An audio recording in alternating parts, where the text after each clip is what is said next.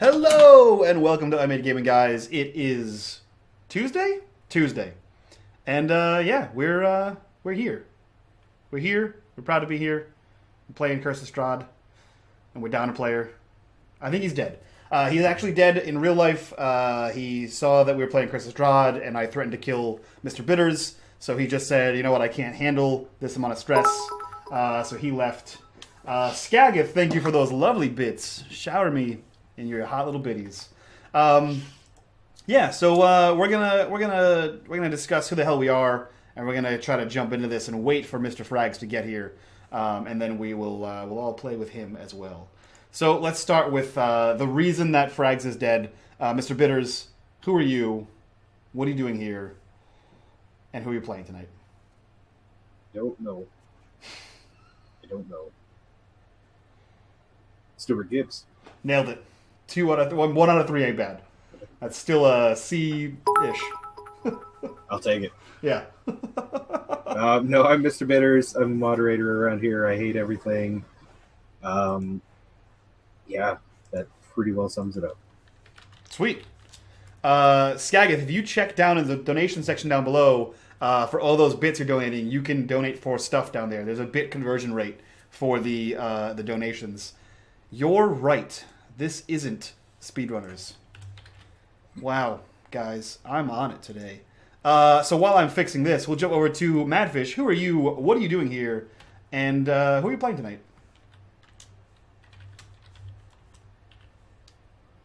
There. Okay. The most aggressive unmuter. My mouse suddenly stopped working. I'm Madfish. I hang out on the internet and I make stuff and I do some art and other things. I have a 110-year-old treadle sewing machine that I sew with, and I'm making dice bags like crazy right now. I am playing Thorne Black Talon, who should have a heavy metal guitar every time her name is said. You have to imagine it in that like death metal band name font. Yeah. She is a dragonborn, a black dragonborn, because that's the most metal color. And she's kind of all about being super metal. And she, in her mind, she is the protagonist of, this a particular adventure in which she will obviously succeed. Right, of course. Yeah. No, there's no chance of her dying at all. No, I mean, she's the protagonist. Yeah. So she can't die. Yeah. It's no, not like she's gone to zero. Yeah. But she gets close. The everything will come together to, Sure. Because that's what happens. I mean, sometimes the hero has to look like they're going to lose. That's true. It's the struggle. It makes you humble. Yeah, it does. Yeah. It does. If nothing else, it does that. On the opposite end of the spectrum, someone who is very familiar with death. Rem, who are you? What are you doing here? And who are you playing tonight? Hi guys, it's me, Rem, also known as Insomniac Inc. I have been very dark on my own Twitch channel lately, but that's because I've been upgrading my computer. It is upgraded, so expect to see actual things. I am playing Auntie Nanny. She's a little human wizardy witch person who's just like your regular sweet old lady who doesn't know why she's here. It just kind of happened. But she specializes essentially in spells like, think of the, what's that? Fantasia. Like when he's doing the wizard stuff and stuff's getting cleaned or whatever. So she's, rather than magic missiling a bad guy, she casts grease, but instead it's a bunch of soapy water because she cleans stuff. It's literal grease, like little Crisco. Grease, yeah, Crisco, yeah. She dumps it off and you trip on it, and that's how her stuff's kind of themed. Although her powers were gifted to her by a rather ominous force, and I think as she levels those, she taps into that more, and she doesn't like it. She doesn't like being bad. Sometimes you gotta be bad to survive in Strahd. That's true. All I can imagine now is like that scene when Harry Potter first goes to the Weasley house and like the broom is sweeping itself and like the pot's washing itself. Is just you summon a pot and it just dumps out grease and then disappears, and that's how the spell works. If it was hot grease, that shit would hurt. Yeah, it just... That'd be it. It would be the best if you had like that invisible cartoon backpack. You know where they just reach behind them. Oh yeah, pull it out. out. Yeah, that would be the best. That's a backpack awesome. of holding full of just hot grease. That's awesome. Or pour them a hole full of hot grease. Imagine opening that Yes. for somebody. Yes, that's a great A idea. portable hole of hot grease. Yes. I don't want it. Kentucky KFNPC. I don't want it. So, previously on Curse of Strahd, you guys had relieved yourself of your possession. Yeah. And you guys had fought several ghouls. You had fought several more ghouls and a mimic door and found some ritualistic robes and a bunch of cool items in a chest. Seems to be like the leader of this cult that you perceived, their bedroom of some kind. You also found a statue that looked strangely like Lord Strahd. Word of our community's acclaim And spreads. when you went to go touch the crazy smoky orb that was in his hand, shadows appeared all around you. And Miss Auntie Nanny, quickly thinking on her feet, decided to try to smash the orb. This shattered, actually, she threw it on the ground, and Toddrick smashed it with his shillelagh. This dispersed these phantoms into the ether, but gave Toddrick a strange vision. You guys licked your wounds and headed downstairs to where you found a reliquary full of ancient, odd-looking objects of ill intent. And as you guys were exploring what these possibly could mean, Toddrick wandered over and grasped one that was a strange oculary device. It was a black orb with a cat's eye kind of symbol in the middle of it. And as soon as he did, you guys watched him fall unconscious. So you guys are all in this room. Your wizard, your nature wizard friend is unconscious and gripping this magical 8-ball sized orb in his hand. What do you guys want to do? Auntie Nanny she's seen these damn cursed balls before. We just dealt with one. So she's going to, oh, put it down, dearie! And run up to him and just start like swatting at his hand with the broom to try and get him to let go of the cat's eye. So you see him holding this thing with two meaty dwarven paws. Oh, damn. And he is rigid and just flat on his back. Like as if he, like stiff as a board, just fell down holding this thing. I'll ask if come over and you want me to take it. Yeah, yes, there. Pull grab his wrist, pull him apart. And Auntie Nanny's probably trying to grab one, but her strength is shit, so she won't even roll. So she told me, and I'm taking this literally, so she told me to grab both his hands and pull them apart, so that's what I'll do. Sure. So roll me athletics to see how well you pull apart his hands. Good. 20. Yeah. So you basically grab him by the wrists and you just wrench his hands open. The orb just sort of falls and hits him in the chest with not like a thud. It kind of like lands with like a wet splat almost, and then begins to slowly roll off the side. And it you can see that it's rolling. Let me see here. It's rolling this way, as there is a slight decline in the floor as this thing is rolling towards a rusted iron portcullis. I mage oven mitt it. You mage oven mitt it. Okay. Yeah, because her mage hand's an oven mitt. Yeah. So you cast mage hand, the little oven mitt comes down, a little mitten, and grabs this thing. Are you just pinning it to the floor? Or do you pick it up? I want to pick it up and go to set it back to where he found it, because that's what you do with stuff that you mess with. You put it back where you found it, like a responsible adult. Okay. Yeah. Cool. So you do. You place it back in the little alcove that he found it in. And there's sort of like a concave recess there, and you kind of bloop, you put it in there, and nothing happens. Is he still? He is still stark rigid. Jeez. I'm gonna poke him. You're gonna move him? Oh, you're gonna poke him. Okay. Yeah, he feels almost as if he's petrified. Ooh. Oh dear. Oh dear.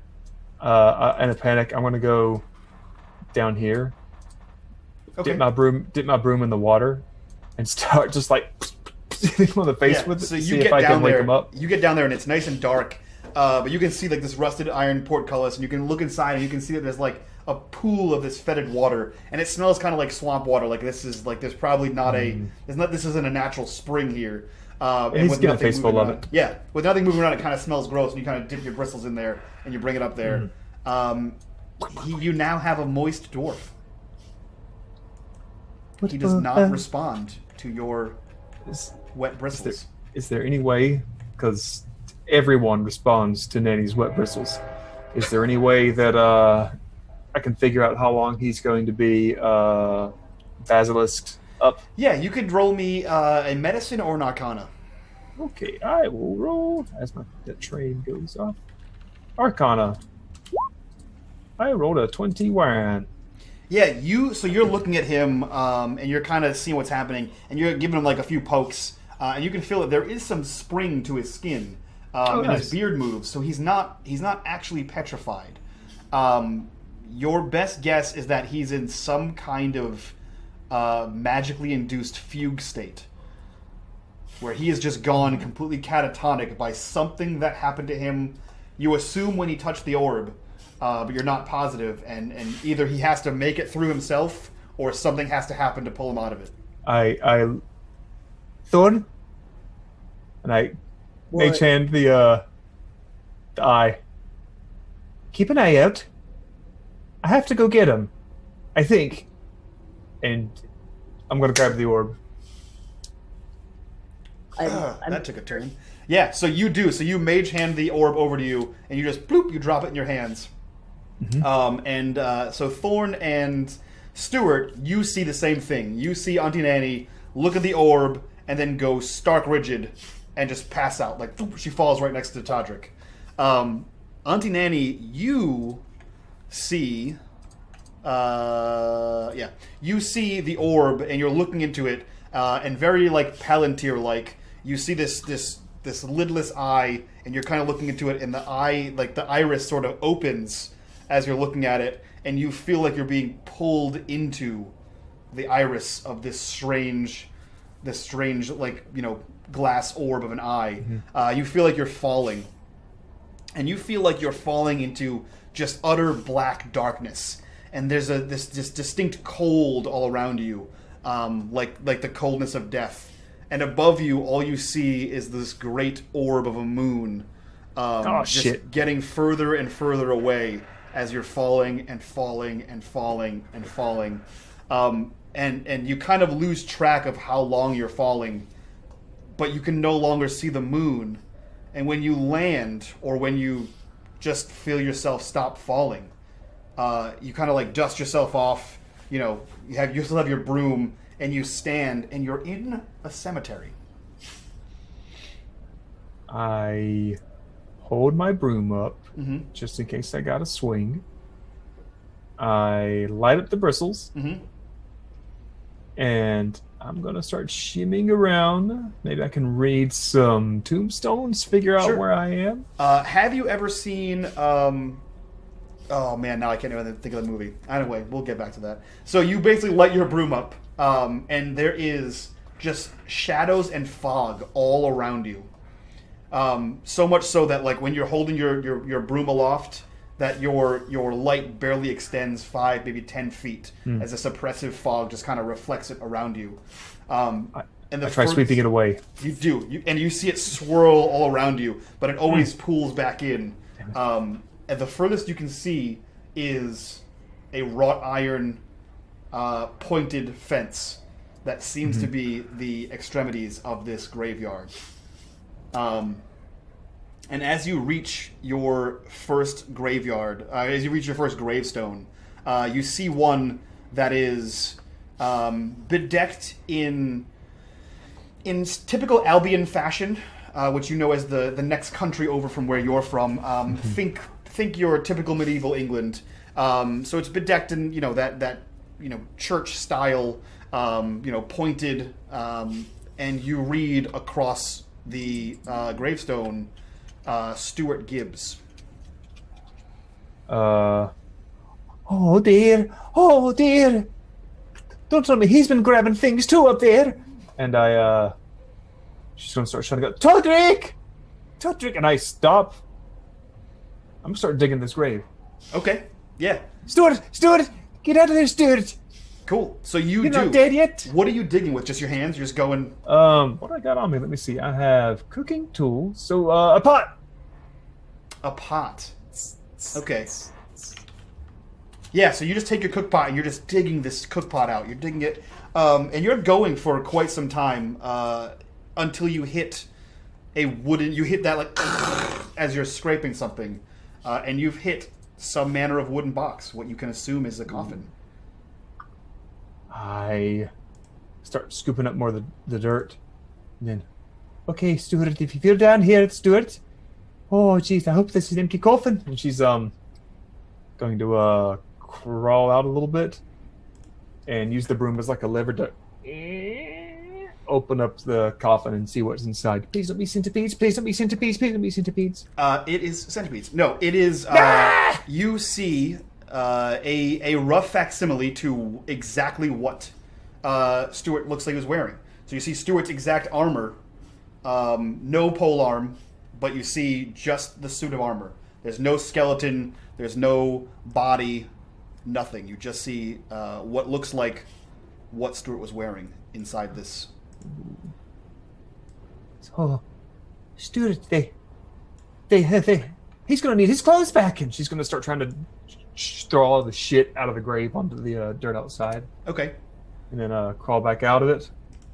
And Yeah. I guess check more graves. See, well, if his name's on this grave, then what do the others say? And she's going to flitter around looking for other names. Okay. Yeah, so you do. So you go around. You see a lot of the tombstones are just decrepit and broken. But the first thing you notice is there are tombstones seemingly from all over Timorel. There's tombstones that are set in the typical Albion style. There's tombstones set in the Kryn style. You can see some that are like set in the Faith of the Nine, which you would indicate they're likely from Card. You see like elegant elvish ones, and one strikes you at first because it appears to be this almost onyx jet black statuette on top of a tombstone, with wings outstretched and arms forward and reptilian mouth agape. It takes you back for a second, and you have a feeling that this is the great bat. But upon further inspection, you see that this is some kind of it looks like a dragonborn with wings, with great expansive wings. Oh boy. Does this statue have a ambient bones that don't apply to armor class but still look cool attached to its statue? It doesn't. However, scattered all around the ground around the grave site are ambient bones. Oh. It looks like reptiles and small woodland creatures just seem to gravitate towards this grave and die. Oh. Cute little things dying in front of a dragon-shaped thing. That is to be Thorne. That's just how she is in real life. And she's gonna start freaking out a little bit. Maybe actually, if she's gonna start digging again. Okay. Because it's a grave marker, right? Yeah, this is a grave marker. Yep. All right. But if her armor is scattered on the ground, what's in the ground? I don't even know if Dragonborn bury themselves. Yep. So you start digging with your pot. Again, just scooping it out, and you kind of disrupt all of the woodland critters all around you. As you're just digging and digging and digging and digging and digging, and you get to a metal. You hear like another, and it appears to be a metal chest. I check to see if it's locked. It is not locked. I open it up. It appears to be just spoils of war. Ooh. You see battle standards. You see weapons from far off lands. You see like shields that bear sigils from places you've never heard of. And as you're digging through and digging through and digging through, you see a human man's head in the base of it that was also probably taken as a treasure. Yeah, that's not too out of the ordinary. Yeah. For Thorne. Yeah. Okay, so I found. So we got Gibbs's armor. Mm-hmm. We have Thorne's stuff as well, but she's got a lot more stuff. Her chest is treasure. His was what he had on him. Mm-hmm. So maybe if I can find my own and learn, I guess what I find, I guess what's in the coffin is what we hold dear, and Gibbs is like a monk and all, so he just needs whatever he's got. Thorne just takes anything she gets her hands on. So maybe find Toddrick's grave, see what's in there. Maybe he's for no reason. Yeah, maybe he likes portals to keep people out of creepy places, and there's one of those in there. That could be. A scroll of town portal. Let's see if one of those is. That's cool. Yeah, maybe he does have a scroll of town portal. He's a nature wizard after all. Stay a while and dig. So you kind of walk around this, and now you have a purpose. You're looking for specific tombstones, and you kind of weave your way back and forth between these rows and rows of tombstones. And again, you're seeing names pop up all over the place. But you finally get to one that looks plain and set in the typical dwarvish style. And you kind of see it from the back, very angular. And you walk over to it, and the front of it, where you would expect to see Toddrick's name, you actually just see this mass and tangle of vines, just a heap of vines in front of this thing. Yeah, he was a nature boy. So I start untangling the vines. Sure. So Just as you reach in and you start like ripping these vines off, and you're just tearing away, they seem to be like, some of them seem to be brittle, some of them seem to almost resist your pull. And as you like start to break away at these vines, you see a very gray-skinned Toddrick.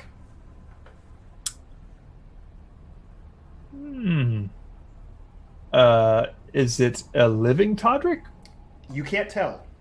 I slap him. Toddrick, you have been slapped. Toddrick! Can you hear me? Is this coming through? Yeah, you can.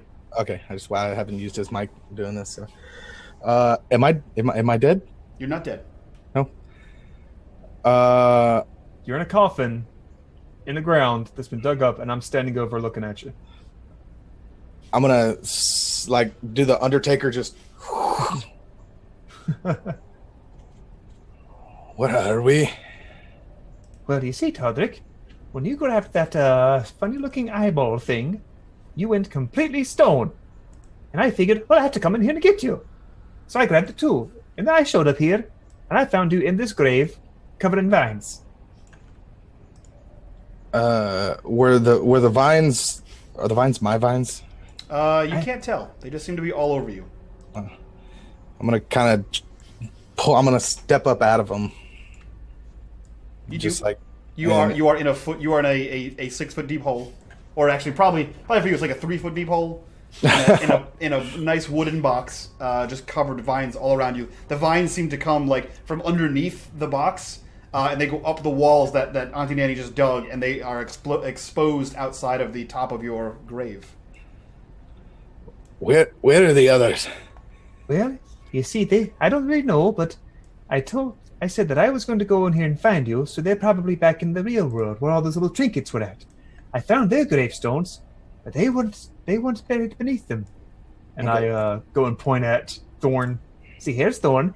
She's terrifying and killing things. And there's her stuff. And it's point at all the treasure. Mm-hmm. Before we get, I wasn't able to watch like the first 10 minutes because I needed my GPS. Where the hell am I? You grabbed that orb and you passed out. I remember passing out, but that's it. That's the last thing you remember. You wake up to me in a graveyard. Hello. Okay. I just didn't know if there was any exposition to you going. No, you had a vision when you grabbed it last session, and that's the last thing you remember is grabbing it, and your friends watched you just hit the ground, and they couldn't wake you up. Did you DM me what that vision was? Probably like a week ago. I don't remember off the top of my head. It was something cool. Because the only DM I remember was when you told me what was in that book. I thought you might have you described it. Yeah, on I think I stream. did. I described it on screen. You probably did. Yep. About a balcony. Yeah, you were. That's about what a it was. You statue. were like flying, and you saw a balcony, and it was the guy in the statue who looked over at you and said, That's "I right. have something for you." Yeah. Mhm. And I'm gonna ask her how do we get out of here? Oh, well, you see there, I'm not quite sure. Maybe we can, I don't know, look around, dig up other graves. Maybe some that don't belong to us. I look for other I wanna gravestones. look around. Is there like a statue of that dude around anywhere? There is not a statue of Ooh, that dude God. around. There is not. However, you do see, like I said, you do see statues all over the place. And Toddrick, you're a learned man. You've read some books, at least one book for sure. And you notice that the same thing that Auntie Nanny notices, that there are several, dozen gravestones that are from all over the world.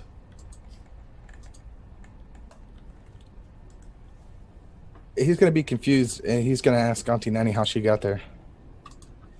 Well, I grabbed that little orb that you grabbed too. And that's a poof. I ended up here. I saw the moon, and then I saw myself sinking away from it. And then, poof, suddenly I'm here. Where our tombstones are. Oh, wait, I found my tombstone, have I? Have I seen mine? You have not found yours yet. I want to look for mine. Cool. Roll me an investigation. I will. 8. You don't see yours. In fact, you've actually gone to every tomb and don't see yours. Oh dear. I cannot seem to find mine. I don't know if this is a good thing or not. But maybe I'm immortal? I don't know. It's confusing. And she is like scratching her head with her broomstick. Toddrick, what are you doing while she's looking at all these tombstones? Meandering. Okay. Roll Just me kinda- an investigation while you meander. Cool. So you are meandering about as Auntie Nanny is gibbering about the lack of her own tombstone, and something catches your eye. It's not Auntie Nanny's tombstone. It's Narcissa Donovan's tombstone.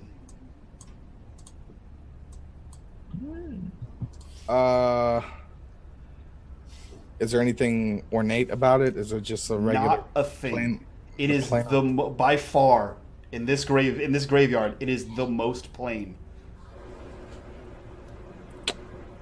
I'm gonna start. I guess not really digging, but kind of just like cleaning it and just calling Auntie Nanny over. Come take a look at this. Oh, I go up and I look at the grave and oh no, oh dear, oh no. Is it dirty? It is. Yeah, it looks like it's covered in dust. It looks like no one's been here. 'Cause- It looks like it's been here. It looks like it was the first one here. Okay, because for like the past 60 years, my ass has been cleaning. Mm-hmm. Oh, this woman's IRL in-game tombstone, and so I'm gonna fix this up. Oh no, can I have it be this way? Can I have this be this way? And she starts sweeping it up, making it tidy. Okay, yeah. So you're just kind of tidying it up. All of the grass is dead around the outside of it. You can see some of the there's lichen all over the tombstone itself. The words are hard to read, and yeah, it has a nice crust of just old on it. Oh, just like me. Yes. So yeah, she's gonna try to just clean it as she can, and then take a pause and say, "Do we dig?" Yeah, I think we do. Well, okay then. And I start digging where I think the body would be. Cool. So you take the pot and start digging. Toddrick, what are you doing? I'm gonna watch her dig. Okay. You know, you can help out a little bit. Hey, you're the one with the pot. I check my inventory. See if I can throw you. You shouldn't do that. I have cooking tools. Toddrick, you hear that I hear you shouldn't do that, or in Stewart's voice.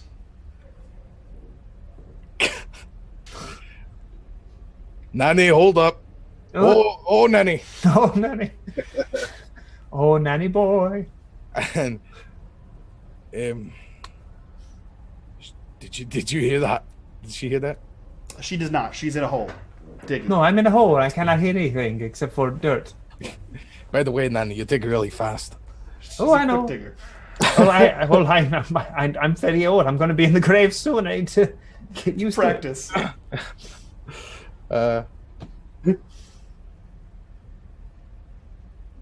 I'm just gonna how close does it sound disembodied? Just like you shouldn't do No, that. it sounds like it's maybe 5 feet away from you. Okay, I'm gonna say, oh, Nanny, to. Oh, Tony.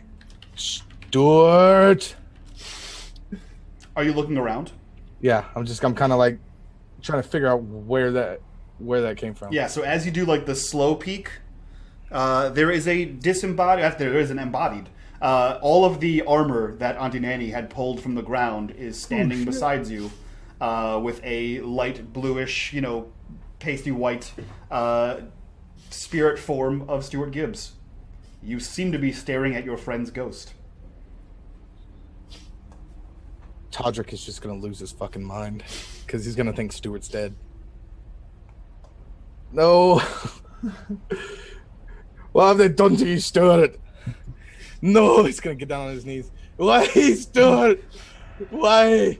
So Auntie Nanny, you hear your friend Toddrick Yeah. losing his mind on top of this grave. Oh, what's happened now? Oh, jeez! I imagine she looks up the front and sees the ghost. Yeah.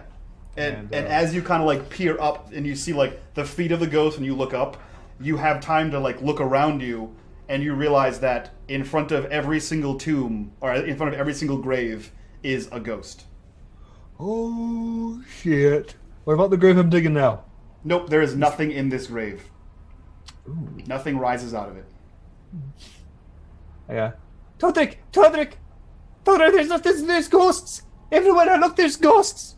There's ghosts of Stewart! There's ghosts. Is there a Thorne ghost? Oh my god. Is- He's just gonna look around and he's gonna ask the ghost of Stewart, can you hear me? Stewart, are you there? He looks to you and then looks off in the distance and slowly begins walking away. Don't lose that ghost! You know what? It's just crazy because I feel like Stewart would have done that in real life anyway. Just been like, get the fuck out of here, and just walked away. Is there like rocks or anything around me? Yeah, there's plenty of all kinds of stuff. I want to pick up a rock and throw it at Stewart's ghost. You Don't do. ignore me! So you throw it, and you know what? Just for shits and giggles, roll me a dexterity. God. Not a second. Oh, the deck saving throw? Yeah, no, just a dexterity check. Just hit the dex button. Yep. Yeah, so you throw this thing, and it tung off of his armor, and just sort of hits the ground and scatters, and the Stewart ghost keeps walking. You hear, you should be here. And you see Oh, shit. a giant, hulking dragonborn in no armor walking past you, kind of looks down at you, says that, and follows Stewart. And as you look up to see this giant dragonborn, you realize that all of the other ghosts are also following Stewart.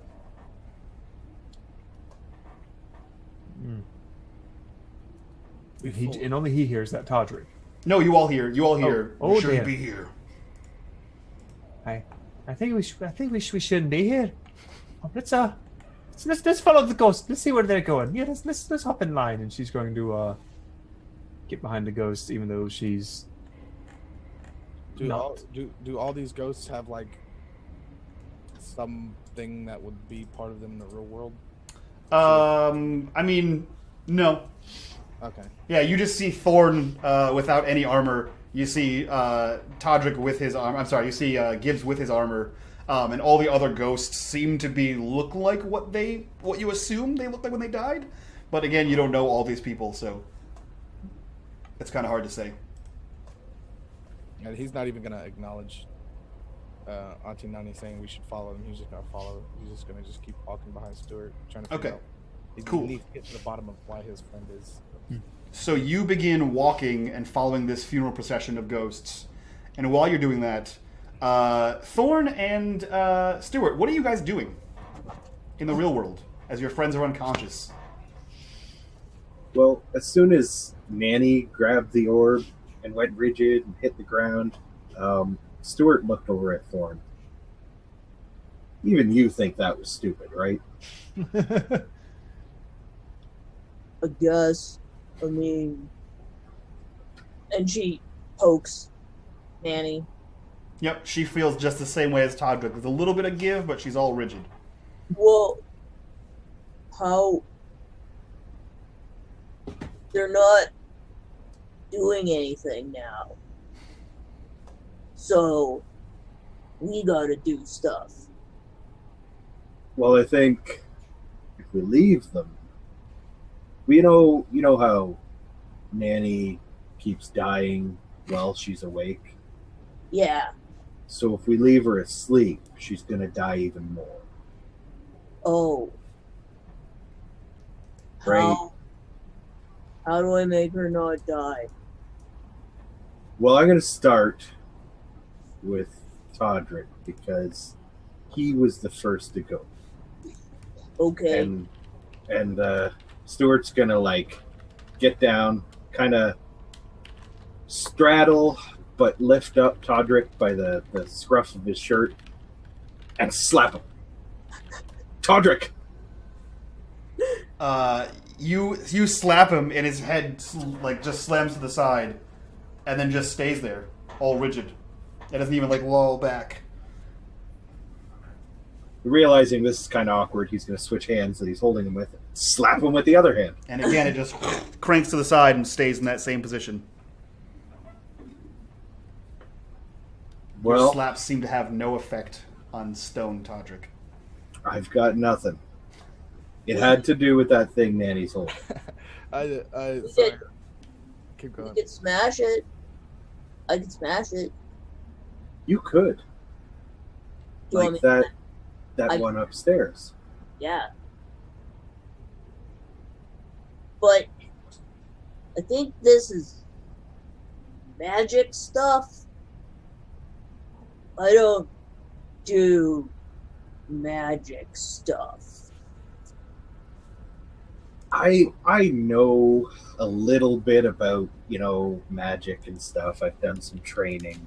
Smashing this thing that seems to have sucked in the souls of our friends or something along those lines. Does that seem like a bad idea to me, Mike? Roll me Arcana. It does seem like a bad idea. Yeah, you don't seem to know enough about why your friends got sucked into this, so you're not confident. You know that a possibility is that they're trapped or they're released, but you don't know enough about the object to determine which of those is the most likely outcome. Yeah, this. I know you like to smash things. This one seems important.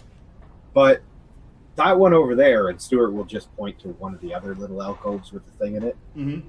Maybe if you break that one. Okay. They'll just start smashing it for that. Ping me which alcove you point to. Well, I guess he's there, so probably that one. That one? Enjoy your stay. Cool. She will, as soon as he tells her she can do that, she will smash it. Cool. That one you walk over to, and there is a... there is a completely desiccated frog that is extended, all of its limbs are extended outwards, that is lashed to a stick with some kind of strange leathery sinew. Looks like something I want to add to my armor. You want me to smash this? I mean, it's worth a shot, right? Okay, she'll just great axe right down on it. You do. And this little piece of wood just splinters, bits of petrified frog just sort of like splatter in different directions. And you have completely destroyed.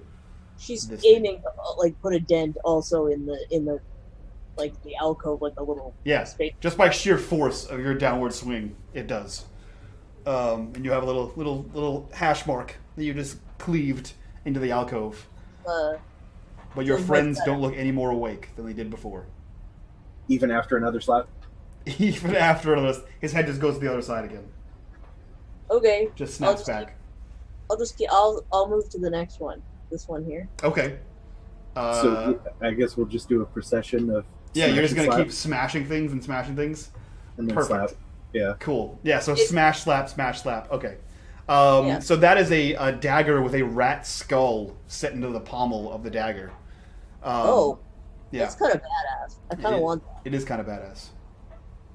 I'm gonna ask him if I can keep it instead of smashing it. Oh, but wait, he said it was magic. Yeah, I want to say yes. It would go with what you've got going there, Thorne. But look what this eye thing did to our friends. Okay, chill, smash it. Cool. So you take your great axe again and just, and you hit like the hilt of the blade, and like the blade just goes ting, and like sticks in the alcove, and the pommel is just destroyed. And then you look back at Stewart, and he slaps him, and nothing happens. All right, next one. Sweet. So you just keep going, smashing down the line, and while you're smashing, we'll zoom back to the cemetery with Auntie Nanny and Toddrick. You guys are just in a silent procession, just following these ghosts, and they seem to just be walking through the tombstones, all walking in the same direction. And they all pass through the tombstones, and they pass through the wrought iron gate to the cemetery. Do you follow them through the gate? Nanny will, but she'll do so very gingerly. Kind of scared. And Toddrick? Cool. So these ghosts just seamlessly pass through the gates. You guys have to like open these gates up. And the moment your foot crosses the threshold, you both wake up.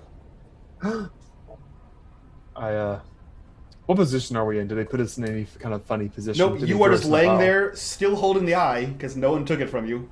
And Toddrick, you are in like a half sit-up, and your face hurts.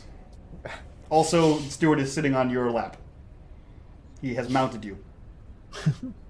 I'm gonna just scream, "Oh, thank God! Thank God!" and just grab Stewart and hug him, and then just immediately go. Is the eye doing anything in my hand? It isn't. It looks completely normal and harmless. Oh, Thorne, you could stop. That one got it. I put it in my pocket. Okay. How many of them did she get to smash before? Let's say you got all the way to here. Yeah. Okay. She will look longingly at the ones she didn't finish, but Yeah, you got about half the room smashed. Which works out for you. I mean, it's such a shame to leave a job half done. You know? It's true. You can keep smashing. Toddrick, however, you have a adult man on your lap holding you. Stewart, you just had the most uncomfortable hug of your life. Yeah, I think. I think he'll like awkwardly get up and step back, like, you know, that was. Don't touch things. You're the smart one. You should know. I'm trying to remember why I grabbed it. You didn't have a reason. You were just like, this looks cool, and you just picked it up.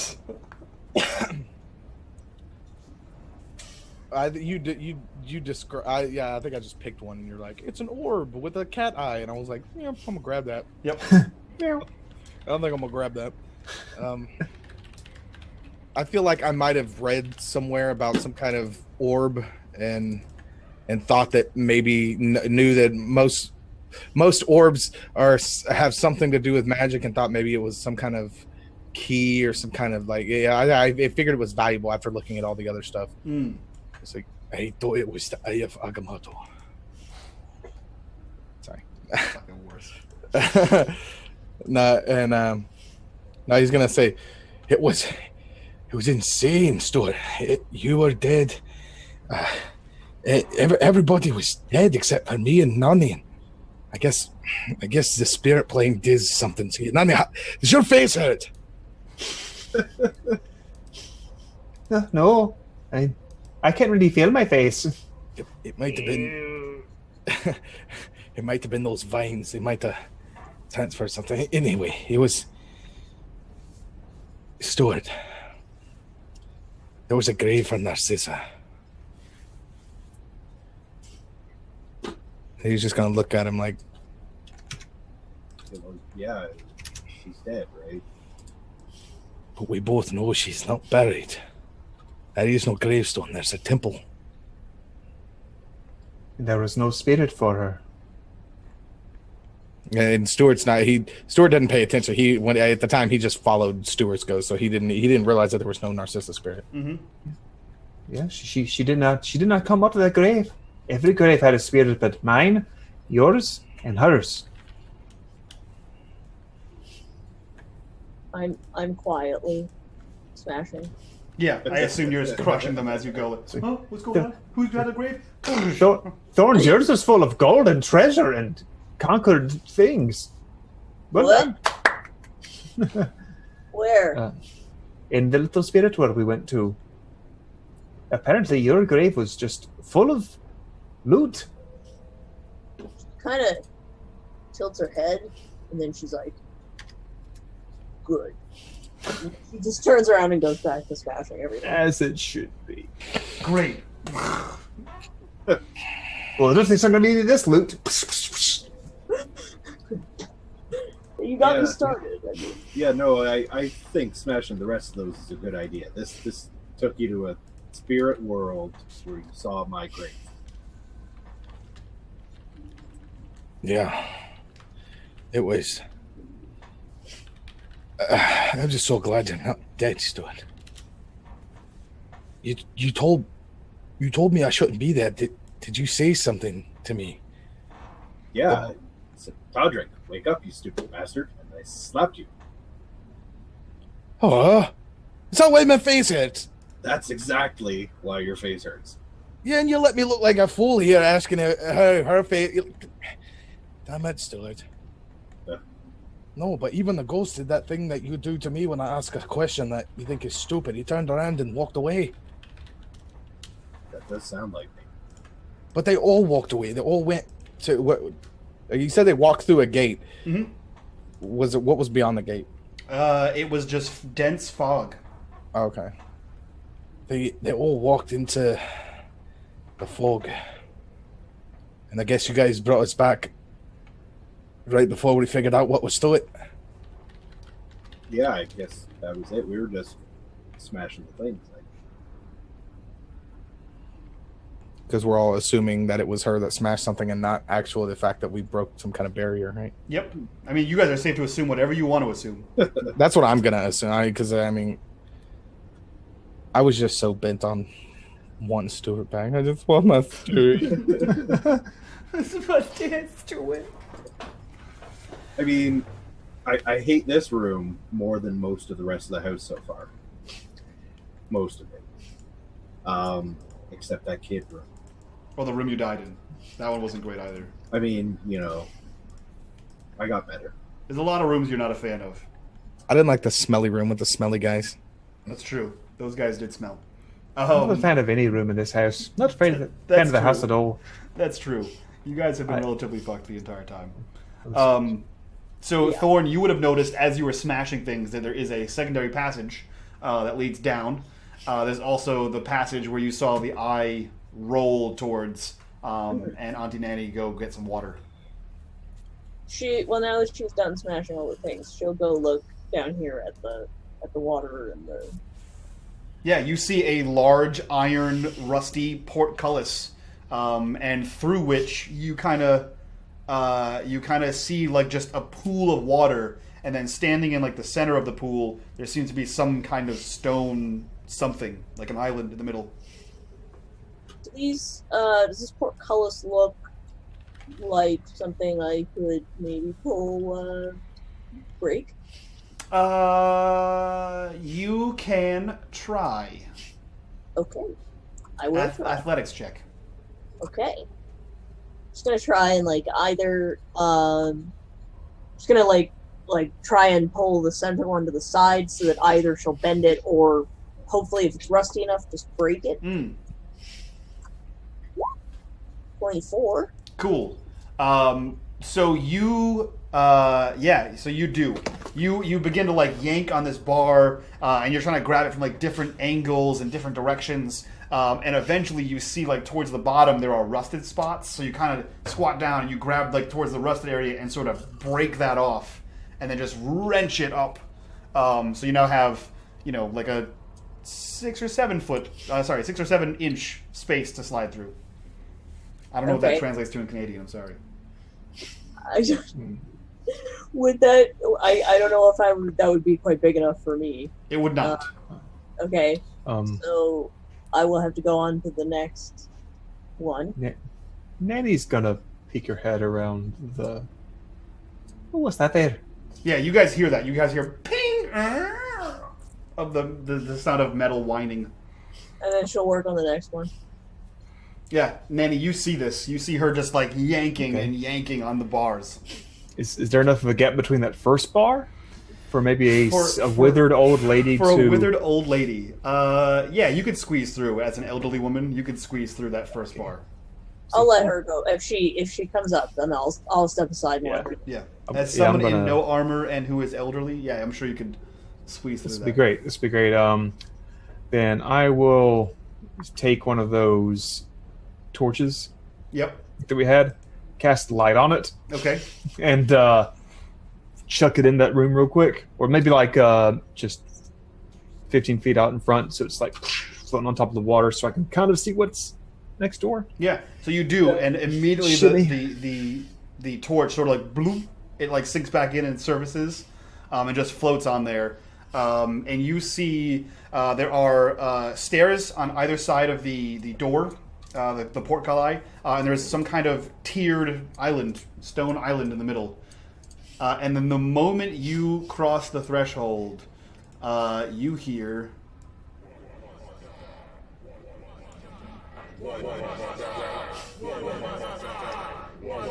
Oh, I knew it already! You've only been saying it for the past 3 damn sessions!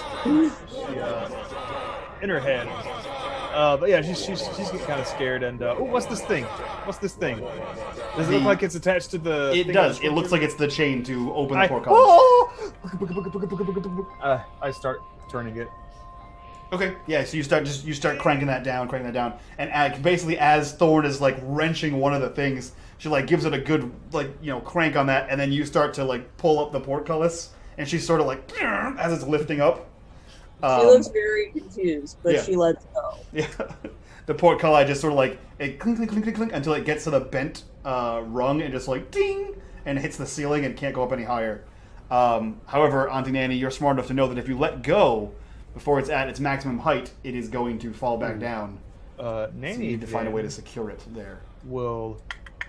She'll take her broom. Mm-hmm. Can she maybe wedge the broom like right here? Sure. Where, like it would go to close, but instead. Yeah, so you kind of like jam it into one of the spokes of the crank, and it sort of hits the wall and won't go any further.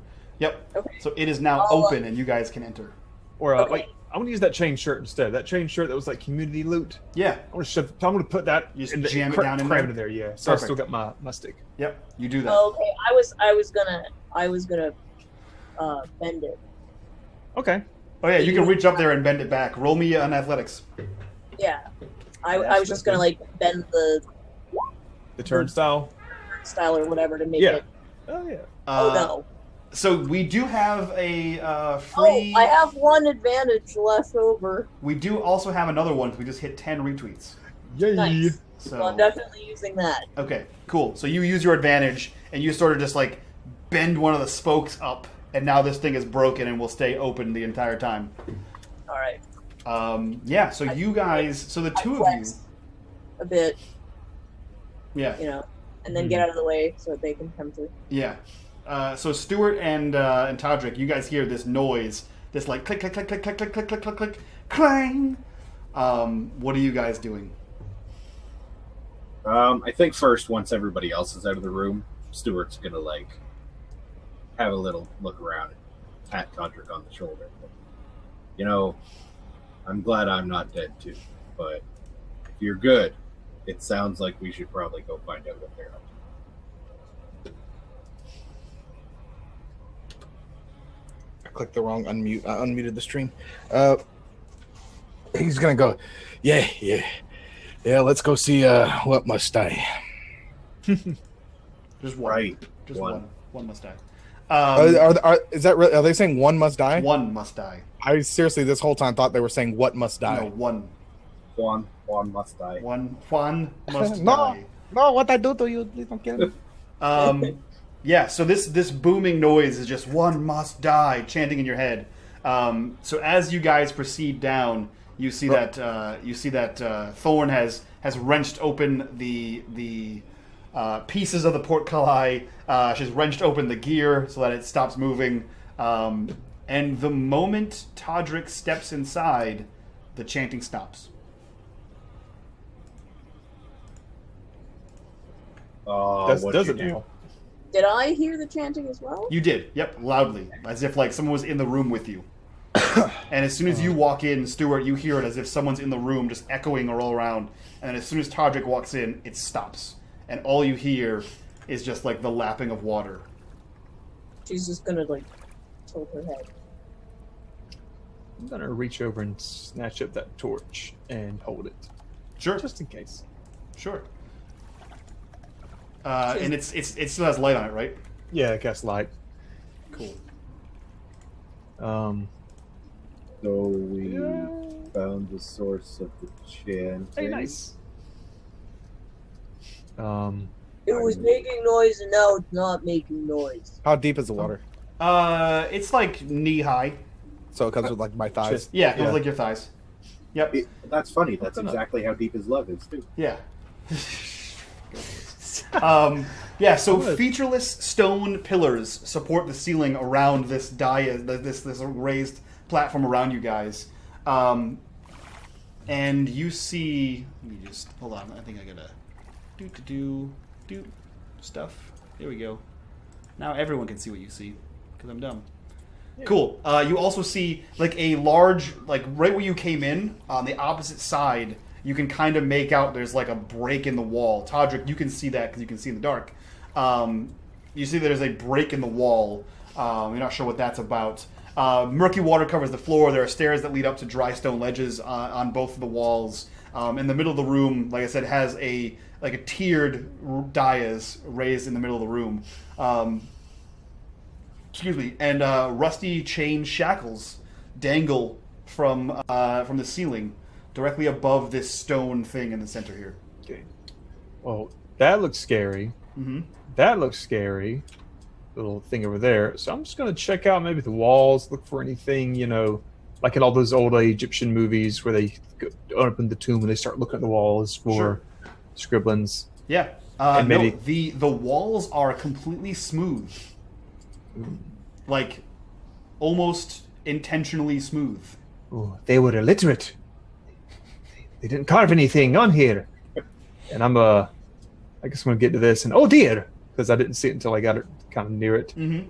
What is this pile of whatnot? Upon closer inspection, can I tell what little doodads might be? Yeah, it looks like it could be just refuse. It looks like just piles of like leaves and just mottled vines and just like, it kind of it smells like compost. This looks like a massive compost heap of some kind. Hey, Thorne. Up. Do I see, like, is there sunlight coming in?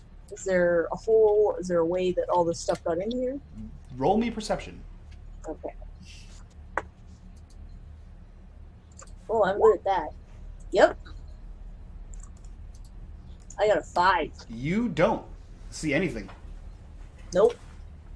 You actually just close your eyes. No, you look around and you know it smells, and you kind of look around and it's high and dark. Like this thing kind of this hole seems to go up as high as the cavern that you're in, like this up to the ceiling. But you can't see any light coming in. But then it sort of dawns on you that it was nighttime when you came in here.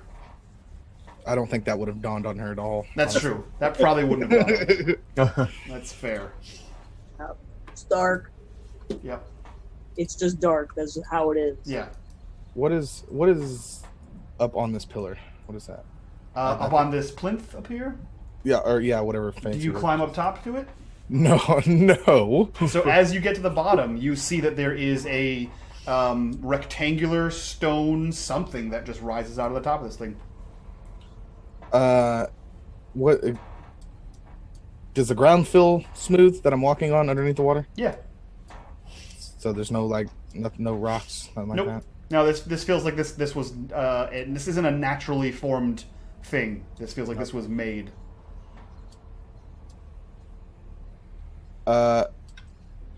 He's gonna look at Stewart and go, "You want to go up there?" I mean, yeah, but watch my back. Remember what I said about if I become a crying little bitch ghost again? Yeah. Hold on though. Oh. Poke it with your stick. I was just gonna say that Thorne was gonna go down here, and she actually has a javelin. He's gonna use that to poke at the pile. At the pile. Cool. Yeah. Toddrick, you tell him to poke it with your stick. Stewart, what are you doing? I mean, he's the smart one. Mhm. I'll poke it with my stick. Cool. So simultaneously, as if divined by the fates, Stewart Triple stick power. Stewart pokes the altar with his polearm, and Thorne pokes the pile of refuse with her spear or her javelin. And go ahead and roll initiative. We about to fight two bosses at once. Good job, guys. Yeah, well, we're We're going to never fight gonna an hit altar. I'm pretty sure that would have happened anyway, and these thing from the pile would have just snuck up on us. To be fair, I rolled a 0 for initiative. So Wow. Ooh, we're gonna I'll kick take its it. ass. So that happened, guys. Ooh, This 5. is my life now. Yeah, so as you begin jabbing at these things, this mound sort of starts to like move under your pokes, and you see like pieces of it just sort of like fall off and just splash. And you two on the other side of the altar hear a few splashes and just sort of see, Toddrick, you see Thorne just having her spear out, just jabbing at something. And you guys can see, because you're at a distance, into the light there, that this thing just sort of like shakes and then begins to grow and rise and slowly begins to fill up this entire area that it's on. And you guys see before you that. Looks like a trash elemental. It's a trash elemental, which I'm Yeah. going to make a thing now for trash elementals. That's good. Yeah, or like that the character from Fraggle Rock. Yes, that's more like what it is. Yeah. Yeah, so you see Grandpa this thing Oscar just the sort of Grouch. like shimmy up to its full imposing height. And you just see it looks exactly like what it is. It just looks like a pile of leaves and refuse that just sort of like lurches forward towards you. And Thorne, you were ready for it. It's your turn. Okay. There, my mouse is turning off. All right. I am not happy No? that a pile of random stuff has decided to attack me. This is confusing and unnatural. So I'm going to rage. Because I'm confused. Yep, that's fair. This confuses me. I don't like it. I don't know what that is. Well, I will, since I'm holding my javelin, but it's supposed to be a throne You can use a javelin as a melee attack. as a melee attack. Okay. Yeah, I'm fine with that. All right. Then I will get the javelin in. Sure. What I had Just roll like strength like you normally would. No, I made a Oh, cool. for all of my things, and then also plus rage. So. Perfect. Let's see. Does a 15 hit this thing? A 15 just barely hits this thing. So you just sort of like lash out with your javelin and sort of spear it as you were already poking it. And it takes 6 damage. Minimum damage. I'm gonna leave the javelin in it. Yep. And so that on my next turn I can pull out my great axe. Sure. I dig it. So that's my turn. That's a great move. Toddrick, you see this all happening around you or in front of you, barely, but you still you sense it mostly, because you can't really see over this stone thing in front of you. But you hear this like water went from like lapping gently to like aggressive, and there's like waves now, and you hear the grunts of Thorne in clear throes of combat. What do you want to do? She found something. And he's gonna run around the altar. Yep. And let me see. How does this? Let me see. I just gotta see the range on this thing. Oh yeah. He's gonna cast Entangle on it. You're gonna cast Entangle on the thing seemingly made entirely out of vines. Okay. Fire with fire, right? Yeah, I guess so. That's how you burn the world down. Yeah, so you do that, and what do I have to make a DC? What's your spell save? 13. So let's see. What do? I do the duration, strength saving throw, or be restrained. Cool. So. Ooh. So yeah, so you basically like you come out running. You have your shillelagh out there, and you do. How do you summon these vines?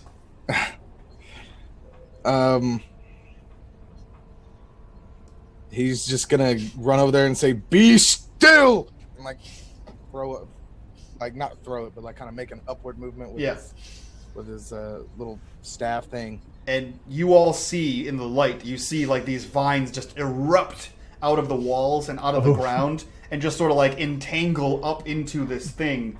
But then you see it lurch forward and they just snap all along, and then it like lifts one leg up, and they all snap underneath its feet. We probably think it's getting bigger. Yes. Yeah. This thing seems to be summoning vines from the wall to make itself look more awesome. Toddrick, what did you do? I thought I was helping. You're not helping. It's the opposite. Toddrick, is that it for your turn? Yeah, he's probably just gonna curse. And... Okay. Auntie Nanny. You do something. Okay, fine then. I'll do something then.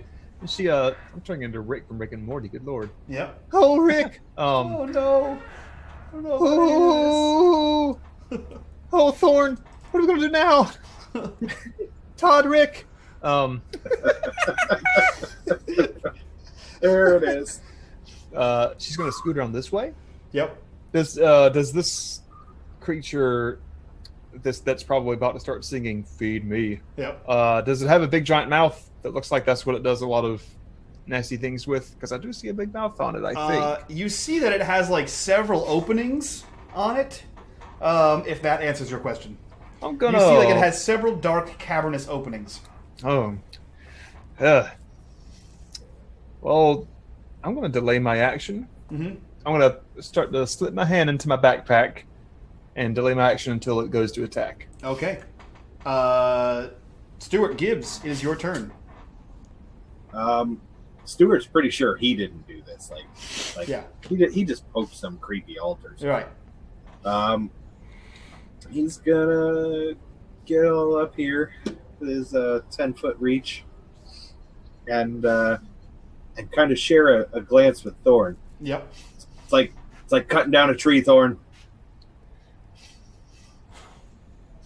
I can do that. I What? gotta find it. That hits. 11 slash a Rooney. Cool. And that one too, but that one does not hit. Yeah, it's all wiggly. Yeah, that one's not as good. And realizing Nanny's kind of in a bad place, he's going to step up in front of her. Okay, cool. So you just sort of get in there. Yeah. Auntie Nanny, this thing looks like it's about to attack. What do you want to do? It's tall, right? Takes Yes. up a large square. Yeah. Okay, so I can see over. Oh, yeah, for sure. Okay. She's gonna do like the Ash Ketchum thing, like the Yep. Pokemon throw, I dig and it. scream out. Let's see, how do you like the graveyard? And she picks out that cat's eye and chucks it like at the creature, just to try and make contact with it. Maybe it works. Interesting. Roll me dexterity. Oh fuck! I'm gonna use my burn of inspiration on that. Sure. You totally missed an opportunity to say 11. you threw it and went, "Arise!" All right. Arise, and welcome to the graveyard. Oh wait, I got a mage hand. Can I just mage hand it towards it? Sure. Yeah, you can mage hand it right towards it. Yeah, so you summon the glove and you just you drop it off inside of it. I like that. So Please make it bigger. So you mage hand and you see your oven mitt just sort of zoom over there and just is engulfed by this thing.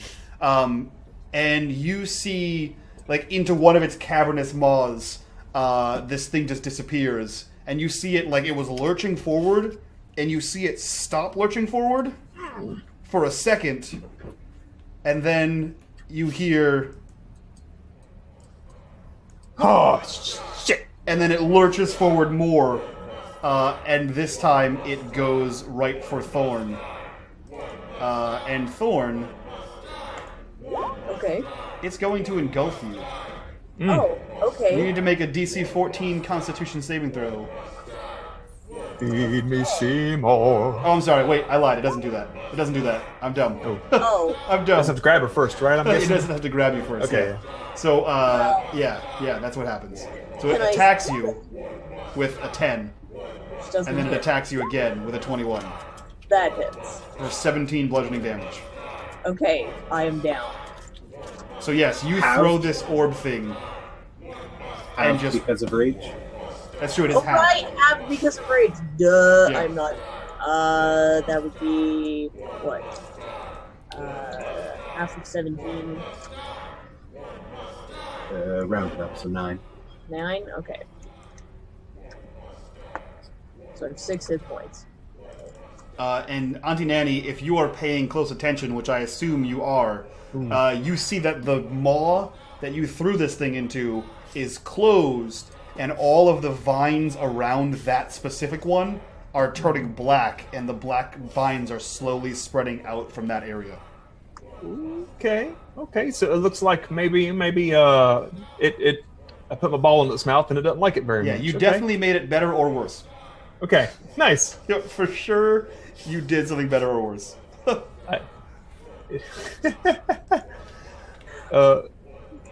Okay.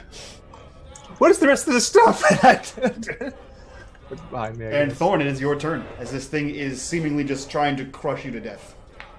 Okay, well, I have my great axe out, Yep.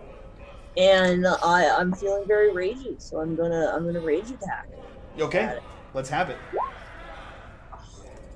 That does not hit, but you do have one. You had one advantage from before, and you got one a minute Yes. ago. I'm gonna use it. Cool. So you do. You use your advantage. 21 does hit.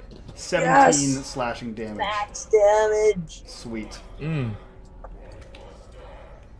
Yeah, so you do. You just cleave in with your great axe, and you see like you're just lopping off like leaves and vines, just sort of like hit the ground. And like whatever's happening to the maw, these things begin to blacken as soon as they get severed. Except these blacken and turn brittle and just sort of just absorb and float around the water. So the water just gets murkier and more gross around you. Okay. Well, that's my. She's not moving. Sure. Toddrick, you see all this happening. You see the blackening around one of its maws as well. What do you want to do?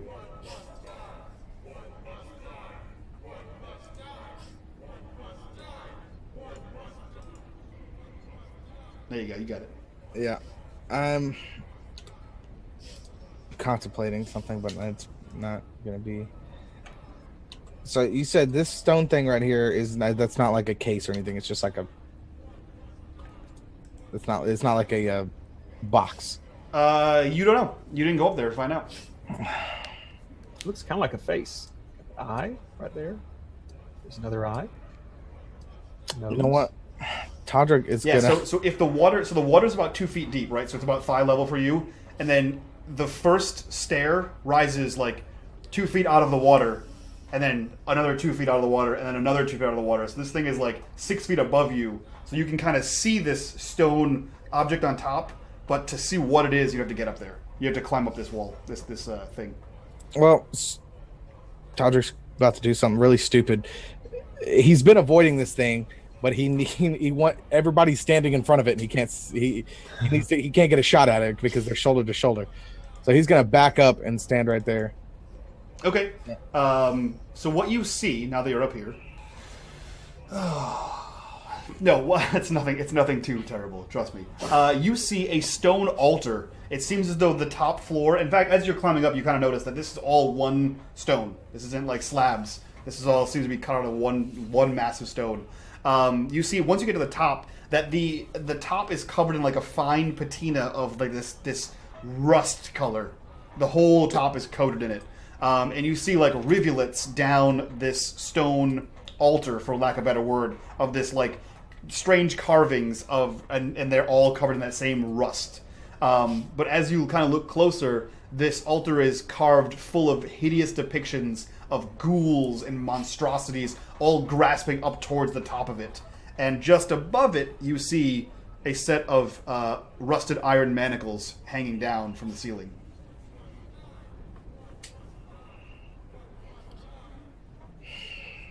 That's what you see. Man, okay. I'm gonna. Shit. He's gonna scream to everybody and tell them to bring the thing over here on the altar. Sure. You say that. And he's gonna throw a vine whip to try to pull it closer. Okay. He thinks he's helping. He does think he's helping. I'm helping. 18 hits. That's not a vine. This is a vine. Yeah. What's the resistance for Vine Whip? Does it just do it? Does it just happen? Yeah, I don't think there's a. Is there a size requirement? Yeah, it is a large creature. It's larger than you. Might pull you towards it. Usually it says, like, if a creature is medium or smaller, you can pull it. It says the creature is large or smaller. There you go. So, yeah, you nice. you reach over from the top and you just sort of... And you grab, like, a chunk of vines and you heave this thing. And Thorne and Toddrick, I'm going to need you to make strength saving throws. Actually, and Auntie Nanny as well. Oh boy. Strength? Okay. Hey. Toddrick, what's your DC? 13? Oh yeah, 13. Sorry. 13? Okay, cool. So these two are just able to get out of the way. However, Thorne, this thing gets pulled on top of you, and you are knocked prone in the water, underwater. All right. Welcome. Yeah, I'm still raging. have some drowning mechanic. Okay. Well, does rage give you advantage on strength saving throws? Oh, hang on. I believe it does. Gives me some. Hang on. No, with strength checks, it will. Yeah. Strength. Advantage on strength checks and saving throws. Yep, so. cool. Then you nat 20'd it. So what I'll say is I will give you an option. You see this thing getting pulled away, like, towards you.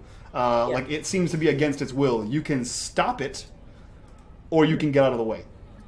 Oh, I'm definitely getting out of the way. Okay, cool. So you shift to the side, and this thing lurches forward, and you guys are now flanking this thing as it's being pulled by Toddrick towards the altar. You all heard him say, "Bring it over here!"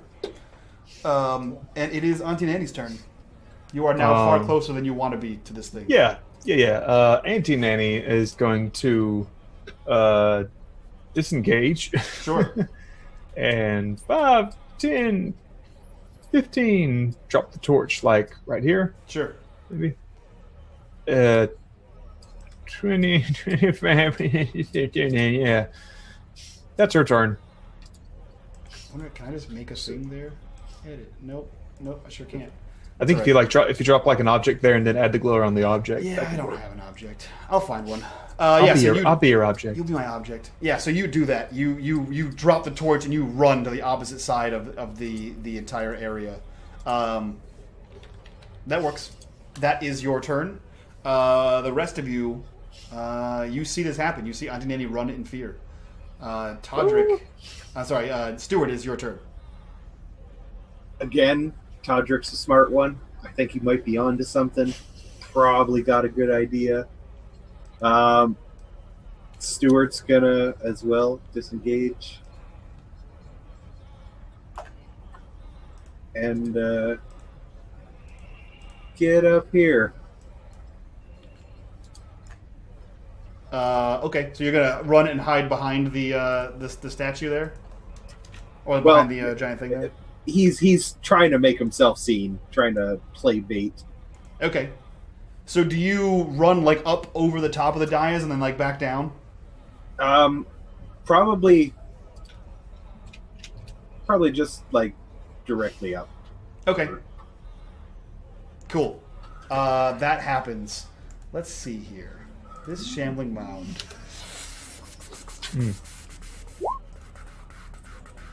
Oh, shit. Pretty sure it had disadvantage on that. This shambling mound begins to move and slowly begins to climb up to the top of this thing. And when it gets within 10 feet of me... And when it gets within 10 feet of you... I'd like to make a reaction attack. Sure. Can I do a... You also can get one, Thorne. Alright, because I have my great axe out. Glaive hits. Oh!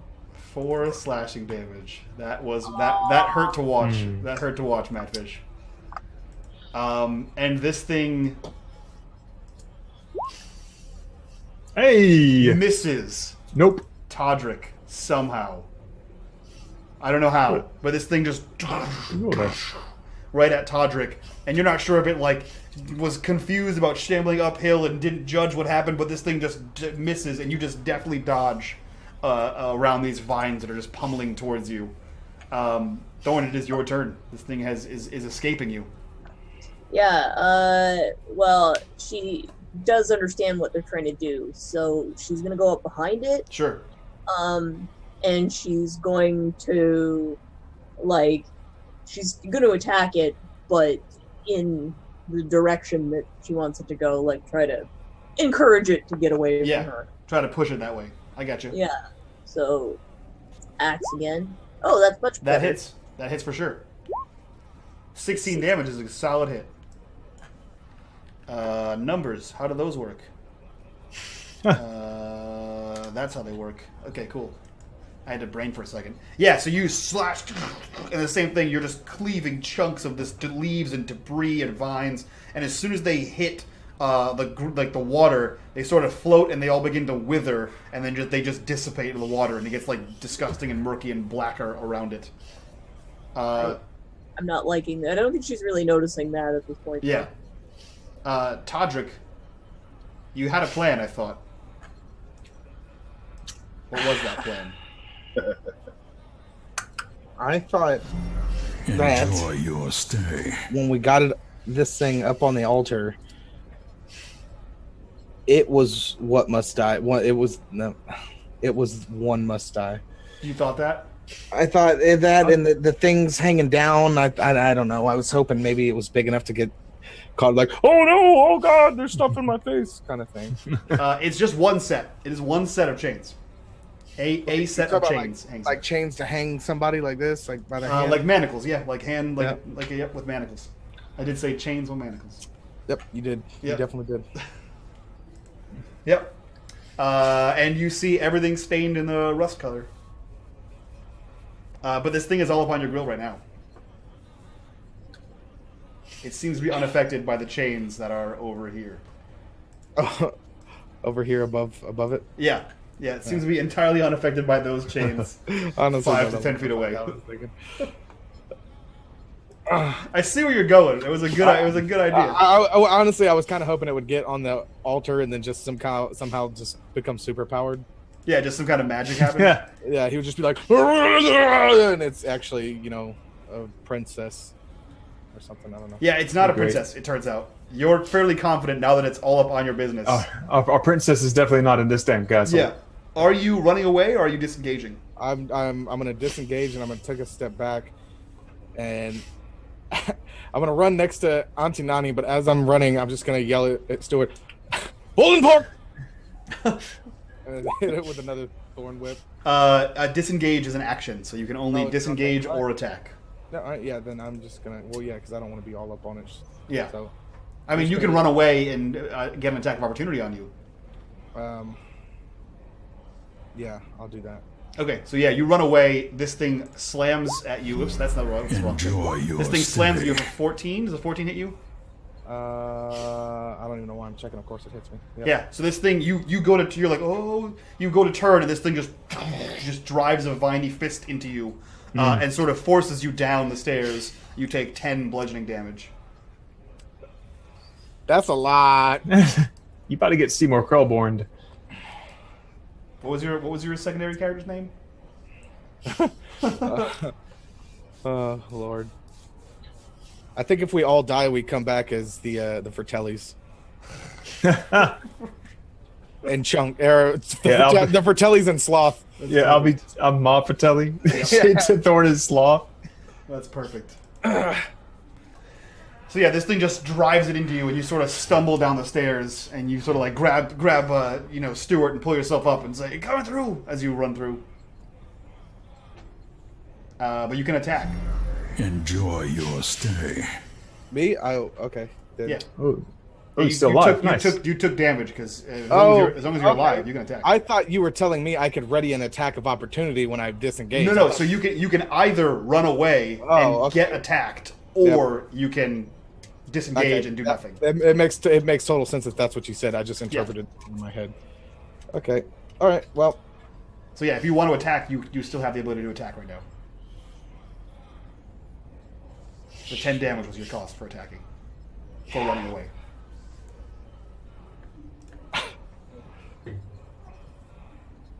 Man. You want to find with him again and pull him towards you more? No. I don't want to do that. What if you like Vine Whip around this one, so it comes up behind him and like pull him like a little pulley chain to drag him away from the You did see it do 17 damage to Thorne, right? Yeah.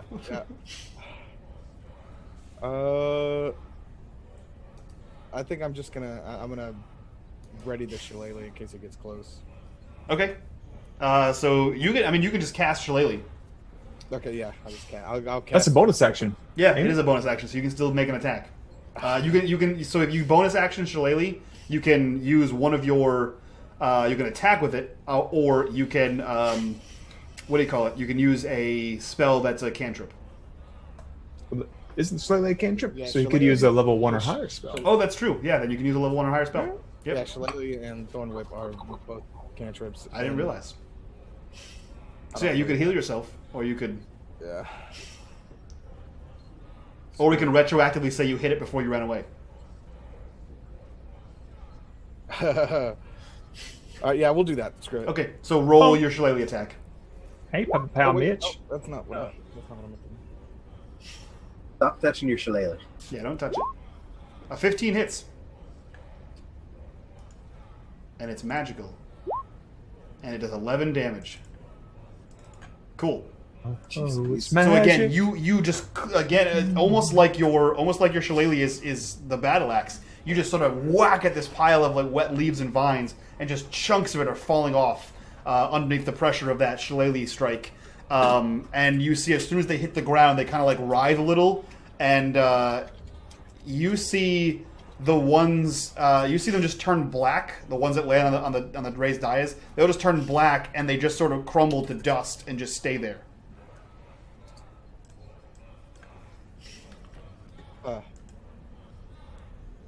I mean, that's it, but I guess he's just gonna say he's gonna mention something about having to piece it apart, just piece by piece.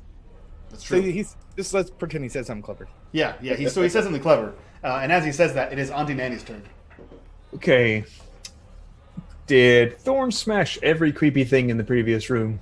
Thorne, did you smash every creepy thing in the previous room? Yep. Yes. I've run out of creepy things to throw at him. Yep, that was my original idea, but I was like, no, I'm not gonna. I didn't want to run all the way back there and do that. There's always fire. There's True. pieces of creepy things all over the floor in the previous room. True, there are pieces of creepy things. What's in my scholar's pack? Torches, Books! torches, some ink and parchment, a book. We picked up torches and candles. Oh yeah, you have plenty of torches and candles. Do I have anything to light them with? Someone has to have an explorer's pack. Yeah. I have an explorer's pack. Yeah, you have flint and steel in that. Yeah. How many torches did we get? Like I a have bunch. 4. So everyone that has a pack has some, and there was a barrel full of them. So you guys have. Yeah. I picked up 4 more. Yeah, you guys have a number of True. them. Yeah, and your explorer's pack came with 10. Let's see. 5, 10, 15, 20. Okay, I'm going to have to get back engaged again, but I don't care. Thorne is obviously loaded with torches and stuff, so Nanny's going to be like, swim, swim, swim, swim, swim. And Thorne, let me in your pouch! And I want to try and like take something to light these torches with Yeah. from her pouch. You'd probably know where it was. Yeah. And she wouldn't stop you because she's too busy Okay. drooling with rage. I then want to take her bundle of torches, light one, but then have it light all of them. Yep. And try and just shove it into like one of these creatures' mouths. Like, Okay. Cool. So, roll me athletics check sure. to force torches into bodies. Yeah. Torch you! 17 hits. Let's think of a good number for that. Let's go with give me 46. Oh shit! Hell yeah! Eat it! Aw, piss. So you light these 4 torches, and you just grab them and you just shove them in the back of this thing, in one of the cavernous openings. This thing just like, and on the other side, you guys can see the opening sort of open, and fire just sort of emits. Like you guys can see light on the other side. Toddrick and Stewart, you see light coming from it on the other side. You see this thing like kind of writhe in pain, and then you see it shudder and just shrink in on itself. And Auntie Nanny, the last thing you see as this thing is shrinking in on itself is a puff of smoke leave the top of it, as it appears to have extinguished your fires and just. Because for some reason I don't like this that this shambling mound, which is what this is, has resistance to fire. So it's going to take the full damage, but it's going to put those fires out inside of it because they're inside of it. I guess because the shambling mound is like full of a bunch of wet refuse, maybe. Because I remember reading the manual and going, resistance. I guess This is plant monster. Yeah, but like my logic is you put it inside of it, so if it just smothers the oxygen, so it puts it out. It takes full damage, but puts your fire out. Yeah, I'm glad you decided to just nix that little part. That's totally cool. I'm not going to debate you to keep it. I think that's dumb. It is. If you're a plant thing, you It also has vulnerability to Black Dragonborn's raging. Yeah, it does have vulnerability to Black Dragonborn rage. That's what I heard. All right. Yeah. I'm done with my turn. It's got advantage to dwarf punching. It does. It does have advantage on dwarf slaying. Stewart, it is your turn. You see this thing, and it's like these gaping holes open up, and you see this orange glow emit from it, and then you see it like shudder and then close in, and everything seals up, and then you see like a poof of smoke just come out of the top of it. Stewart will look back at Toddrick. I know one must die, but did Nanny just decide it was going to be her? And Toddrick's sitting there like heavy breathing and bleeding. I hope it's her. I hope it's her. She's old already. God, I hope it's her. Yes, you strike out with the glaive. It hits, dealing minimal damage. Yeah. That also hits. That does better damage. And then he's gonna step back. Okay, and again, you're just cleaving and clubbing with the tail end of this thing, and as you do, you're just chopping leaves and vines off. They hit the water, and they just disintegrate and just make the water even more gross. The ones that land on the stone just hit it and then blacken and turn to dust and just stay there. Man, let's see here.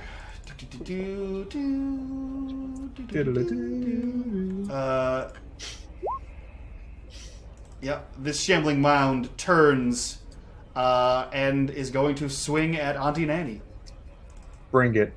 Actually, it doesn't even turn. You just see it like lurch, and then a fist-sized vine comes out at you. Let's see. Doot. Does a 12 and a 14 hit? Yeah. I drop. You drop. Okay. So you see, Thorne, you see Auntie Nanny run over to you, grab things heroically, lights them on fire, shoves it inside, and this thing just sort of lurches back and like almost bending its arms backwards, just sort of grabs her. Yeah. And that's not one of its keys. Yeah. And you are grappled, Auntie Nanny. You see this thing just grab, like it just sort of lunges out, and the vines just open and just sort of grab, and it's pulling Auntie Nanny into it. Okay. And it's your turn, Thorne. She's doubly raging. Yep. Can I target the vines that are pulling at her? Yes. Okay. So I'm gonna axe those in a ragey sort of fashion. Oh, great! Come on, stupid mouse! I can't. Hang on. I'd click it for you, but my luck, you'll roll a 1. You might have to. Okay. Oh, hang on. Wait. Here we go. Okay. Great act rage. Oh! A 10 does not hit.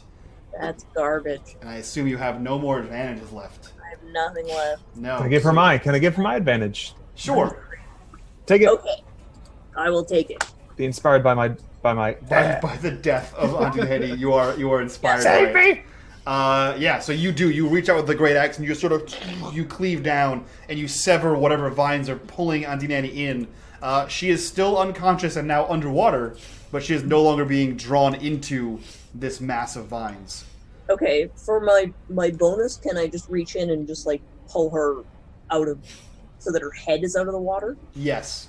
Okay. You can position her in a way that she's like up against the wall and not Yes, drowning. I mean she's not going to do it gracefully. Yeah. She'll just pick her up and You just sort of aggressively like throw her. I mean, she's already dead. You might as well just toss her around. Yeah, that makes perfect sense. Not that rude.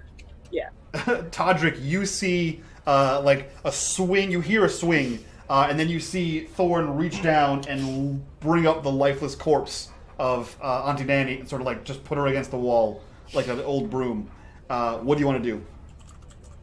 Hold on. How does this thing know? Does this thing know English? Or common? Sorry. Is that a thing I could know? You can roll me a nature check as a bonus action. You are fairly certain that shambling mounds do not speak any language. However, I mean, you're a druid, so you could use, if you have the spell, speak with plants and animals. I don't want to talk to it. I just want to know if it can understand. Yeah, you're pretty sure that plants don't speak common. That's what your knowledge tells you, that most plants don't speak common. They speak plant. Stewart's got another brilliant idea. Great. What is it? He's gonna tell everybody to make their way back into the room. All right, he's gonna tell Stewart. He's gonna tell Stewart to make his way back into the room. What room? The room up here with all the stuff. Okay. I'm sitting there like moving my mouse around, like this room over here. This room over here, the one that I'm circling. Yeah, up here. And he's gonna tell Stewart, get back in the room. And then he's gonna yell at Thorne, when it gets to the gate, shut it. So, I'm gonna rancor this. You wouldn't know, actually. Never mind. Carry on. Yeah. So he's gonna. Oh, man, because I don't want to pull it at you. Screw it. Yeah. No. I'm gonna Thorne whip it. I'm gonna get back. I'm gonna move back into. Let's see. That's 5, 10, 15, 20, 25, 30. Yep. 30 feet. I can throw that. Second. I think it's 90 feet. Sure. Either way. And are you doing a spell or something, or are you just backing up? I'm gonna move back and Thorne whip it if I can. Sure. 30. 30 yes. feet. Yep. You can. Yep. You totally can. So. A 10 does not hit. You are at your Thornwood's maximum range, and this thing just barely just misses him. This goes. Yep. It just gets to like the and just misses. All right. Yeah. He's just gonna after it misses, he's just gonna yell at Stewart. Get it in this groom. Yeah. Perfect. Enjoy your So, stay. Stewart, it's not your turn. Auntie Nanny, roll me a death saving throw. Okay. Where is my thing? There is my thing. That's a 6. That's 1. How about you Thorne whip my ass out of here? Get me the fuck out. Perfect. Stewart, it is your turn now. Your friend is running away and told you to get it out of there. What are you doing? Dreading everything in my life up to this point. Yeah. Yeah, I think Stewart's gonna step forward again and do some sweet bow staff moves. Okay. Piss it off. 15 hits. 12 damage. Okay. And then that one too. Enjoy A your 13 does stay. not. And he's going to yell as he does, "Come on, you ugly bastard!" And then run away. All right. Thorne, let me get an attack of opportunity. Enjoy your This stay. thing is moving forward. 22 hits. Yay! 7 damage. Oh, that's terrible. So this thing begins to move forward, and as it does, it passes over this torch and plunges the room into darkness once again. But you guys can still hear the slapping of water all around you. And Thorne and Stewart, roll me a perception. Okay. 16 and an 11. Okay, so just as this thing begins to move over, like lurch over this lit torch, this lighted torch that has the spell light on it, it sort of covers it, and you guys can see like light glowing out of it. And the two of you, so Stewart, you see that like shadows play all over the walls, coming up out of the vines of this thing, and it looks like weird shapes are moving across the walls. Thorne, you see what you take as 13 dark apparitions begin to peer from you around all of the ledges in this room. It looks like 13 ghostly figures are standing there, and one is standing atop the altar, and he's holding a torch, and the torch has a black flame. And in your head, the chant, "One must die, one must die," begins to rise in your head. I'm working on it. Yeah. And you see Auntie Nanny being lifted out of the water and floated towards the dais. Oh no. She's making some Yep. really terrifying growling noises. Yeah, so you guys in the hallway hear this as she is floated towards the dais and chained in those manacles that are hanging there. And as the manacles clasp on her wrists, the shambling mound shudders and convulses, and just like slithering eels just falls apart and just wriggles into the water. The light appears again, and you guys see Auntie Nanny is hanging from these manacles above this. What do you guys do? She's gonna start like frothing a little bit. There's some acid dripping out of her mouth. Mm-hmm. She's still raging. Yeah. So she's gonna run straight at it with her axe up. Sure. You're just gonna pinata Auntie Nanny? Well, yeah, I'm gonna go with the chain. Okay. So yeah, we'll say you like get on top of the plinth, and you just begin trying to strike these down. Stewart, you see now that the light's back. You see all 13 of these apparitions all around the edge of this walkway, and one is standing there holding a black torch, just looking at Thorne and Auntie Nanny hanging there. You see Thorne just cracking at these chains. Go ahead and roll me your attack, Thorne. Okay, on the chains. So. Yeah. Great axe. 20. 20. Roll me damage on those chains. You want to break the chain. 17 damage. So yeah, so Stewart, you just see her climbs on top of the plinth and just cracks these rusted iron chains, and Auntie Nanny ungracefully just crumples to the ground. And as she crumples to the ground, all 13 of the apparitions turn towards you, Stewart, and just and smoke out.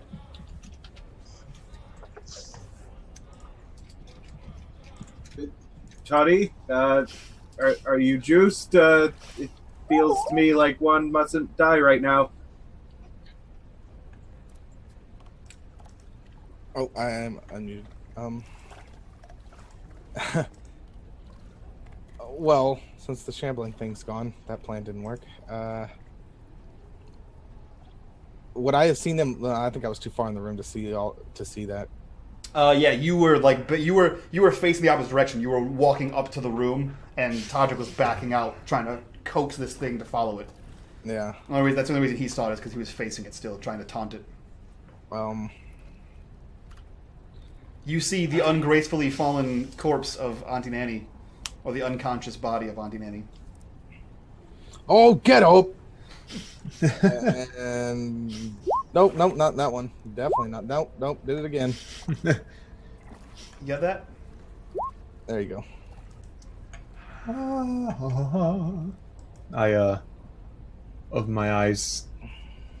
Oh dear, that's a bit of a nasty fall there. She's still. And you were in a completely different location than when you died. True, I'm up on an altar. Yeah. Yeah. And Thorne is still kind of slobbering and just standing over you, just heaving with a great axe. Thorne, no! Do I notice that the thing is not... Yeah, this lumbering oaf of a vine collaboration is not here anymore. Okay. What happened there?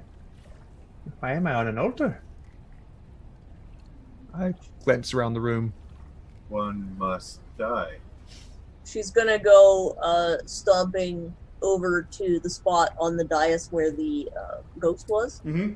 Right in the center. Just start swinging in the air. Okay. If she doesn't connect with anything, I get off the dais. She'll I don't want to get hit by that. She'll climb down and then go around the outside where she saw all those other guys and swinging, like trying to hit something. She'll smash into the wall. She'll just you're hitting the pillars. You're just sort of like kid with a lightsaber. Looks like teenager at a teenager at the Warp Tour. Just yeah, exactly. What the fuck is going on? Yes, that absolutely happens the entire time. Death metal soundtrack. Exactly. And then eventually not hitting anything, I'm assuming. Yeah, no, there's nothing for you to hit. But you make it all the way around. You're just swinging wildly while your friends are talking. And what are you guys talking about? So where'd it go? I didn't know. You still see the vines. They're just laying there on the ground, just laying in the water, half in the water, half on the dais. Kind of melted. Can I read if there's anything written on this altar? Is there anything to study on it? Sure. Roll me an investigation. I'll investigate the shit out of you with my 7. With your 7. So you see the altar is carved with hideous depictions of ghouls and monstrosities all grasping towards this thing. You do notice that carved like intricately around the ghouls, as if part of like a bas relief, are like rivulets, like bloodletters. So whatever is sacrificed on top of this thing, the blood runs down the sides and goes somewhere. Well, isn't that interesting? Well, I don't know about you three, but I'd be doing a lot better if I had my spells back. So, maybe we should find a place where we can all settle down for a bit. Maybe through here, where it can't fit. I'm pretty sure we just killed the monster. I think we're done here. We're done here? Are we done here? Did you relay any of the information about the blood stuff? Oh yeah. Oh yeah. There's also blood stuff on this thing, and I explained the blood stuff. There's blood stuff. Everybody knows little blood stuff. A little bit of blood stuff. And you said they go the it drains to somewhere. Yeah, it looks like it. So your best guess, since you were up there for a while, Toddrick, is that rust color all over the top of the dais was probably blood. But you're a dwarf. You know stone stuff, right? I'm a hill dwarf, but I think it was dirt stuff. Yeah, I think I still have stone cunning though, if I'm not mistaken. You do, yeah. So you have advantage on those rolls. I didn't even put that in my sheet. I just knew that. I put everything on my sheet. I never forget. Yeah, you have twice your proficiency on history checks related to stone. Well, Toddrick's gonna mosey on over, and now that we don't have that thing to fuck with, and he's gonna take a good look, at that stone. Sure. So it's whatever your history plus proficiency times 2. History. God damn it, where are you at? It's the one that begins with H. Yep. All right, so it's gonna be that plus 6, or plus an extra 3. Plus an extra 3, so a 10. Yes. So you're from Albion. What was your so you studied nature? Okay, cool. What was your life like before you went to one of the magical academies, Toddrick? My parents were both druids. Yeah, one was a deer and one was an owl. A giant black bird of some kind or something. Okay. So what was your life like in the wilderness? We were hippies. Okay, that makes sense. We were hippies, but my parents always seemed to know what was best. So would you say that you were obsessed with learning not just about nature, because you experienced that your whole life, but enemies of nature and things that go against nature? Yeah. Okay, so you get to the top of this altar, and you take one look at it, and you leave the altar immediately. The altar and the 3 tiers of the dais that make up this central island are all made out of this same dark black stone that, at first glance, you immediately identify as chaos ore. This ore is found in one place in the entire world. It is found just south of Card in what is colloquially known as the Chaos Rift. Whatever this rift is, no one knows what it is. There is an entire Guardian faction that defends the land against it, but just the worst kind of aberrations and undead and monstrosities spew forth out of this canyon all the time. Toddrick's gonna just go, nope. Get Nanny, get off, Nanny. Get off of the thing. Come on, let's go. Hey, what? Yes. I stumble away like I don't know what's going on, but sure, I'm cool with not being in here. Yeah, once she's worn out her rage, Mm-hmm. running around smashing, she'll follow them. Yeah. Do you hang out for a while there, Stewart? No. Once everybody's away from the previously a live pile of crap, he'll back away slowly. Oh, I'll go pick up my javelin. You do. You totally do pick up your javelin. For sure. And I think on his way out, he'll grab that chain shirt Yes. and then Oh, yeah. duck under the door as it closes. Yep. Yeah. You do. Well, I had wedged it. I bent it. The door will still fall. Oh, no, that's right. You did right, we bend the didn't thing use up. the chain shirt. Yeah, that's true. Um, That's true. well, he'll probably try to unbend it. Roll me an athletics check. You do not. You just you get on there, and it's not happening for you. It's not happening. No, there's clearly nothing that can be done there. Yep. Yeah. Yeah. It's broken. It was bent, and then also it was broken on top of that. The pressure of it trying to close, it jammed it, and there's no way. No, it can't be done. Yeah. At least I worked a switch and nobody got their fingers broken. That's true. That's true. Yeah, so you guys find yourself in the previous room with a bunch of smashed idols on the ground, and a lot to think about. Toddrick's shaking. I was gonna look in this room, like Sure. this hallway. Keep my head in. Sure. The hallway goes down and extends to the left. Oh right. I would have to grab that light. I can make another one for you. Yeah. Okay. All right. So you light me up, and Yeah. then I'll put it on my axe because that'll be badass. Yeah, well. There you go. How about I do this? I can see. This can be controlled by all players. There you go. Boop. Now you guys have access to that torch. Okay. So I'll come up to here and just peek around this corner. Yeah, you should be able to drag and grab both of them at the same time. Okay. Like that. Okay. Yeah, so you get all the way down to there, and what is it that you see? So you get down to that wall there, and you see several alcoves that just branch off this hallway. Yeah, that's it. You see several alcoves that branch off this hallway.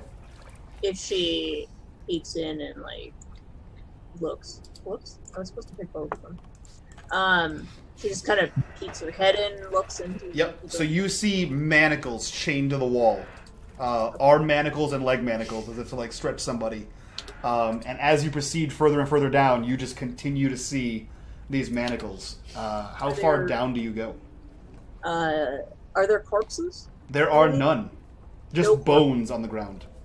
Bones on the ground. Okay, yeah, she'll walk all the way to the end. Okay, cool. As you get to the back wall, the far wall over Still here. got her axe out, of course. Over here, you see a human skull clad in a tattered black robe. Okay. I'm sorry, human skeleton. The whole thing, not just the skull. Oh, okay. Sorry. I don't know. I just Little puppet. His name is Jimmy. This one, just Jimmy. He's got this squeaky voice. Well, this is gonna make a badass addition to her armor. Yeah. So she's gonna not seeing anything else. Yeah. So you see this thing is also chained up the same way all the other ones are, or all the other ones were.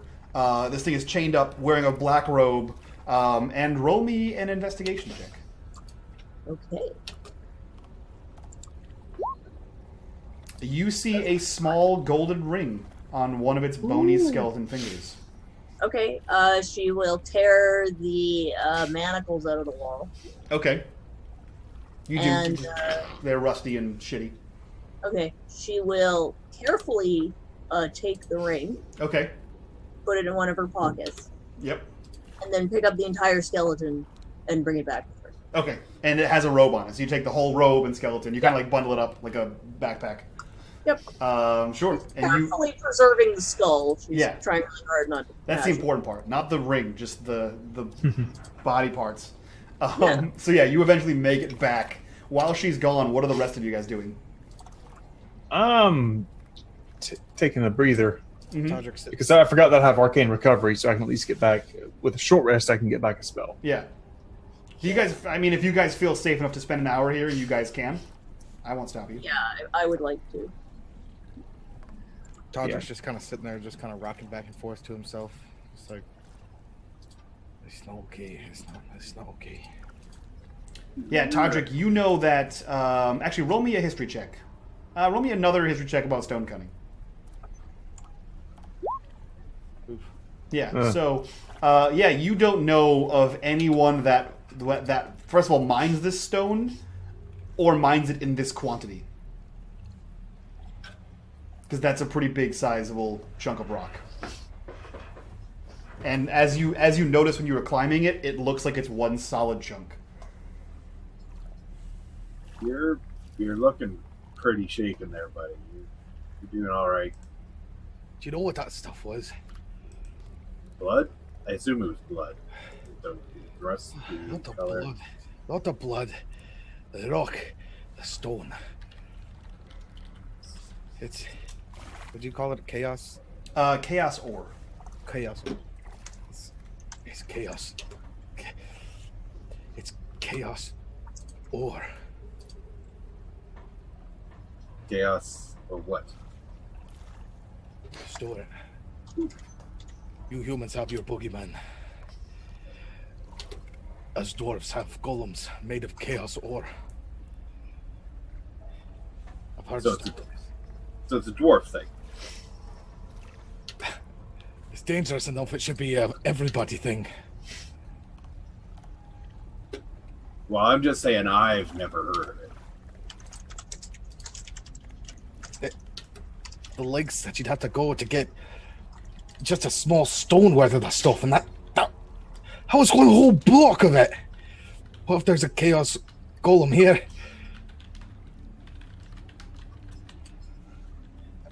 I can't handle it. Well, we killed the monster. I mean, that's it then, right?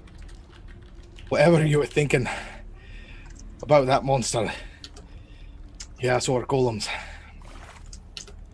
Way worse. It's gonna be 4, must I? If that thing shows up. Manny, do you know anything about this? She kind of wakes up from her little stupid. Oh, I don't know. Maybe I can roll something to find out. Sure, you can roll a history check if you were so inclined. I am. And I got an 8. Nope. Nope.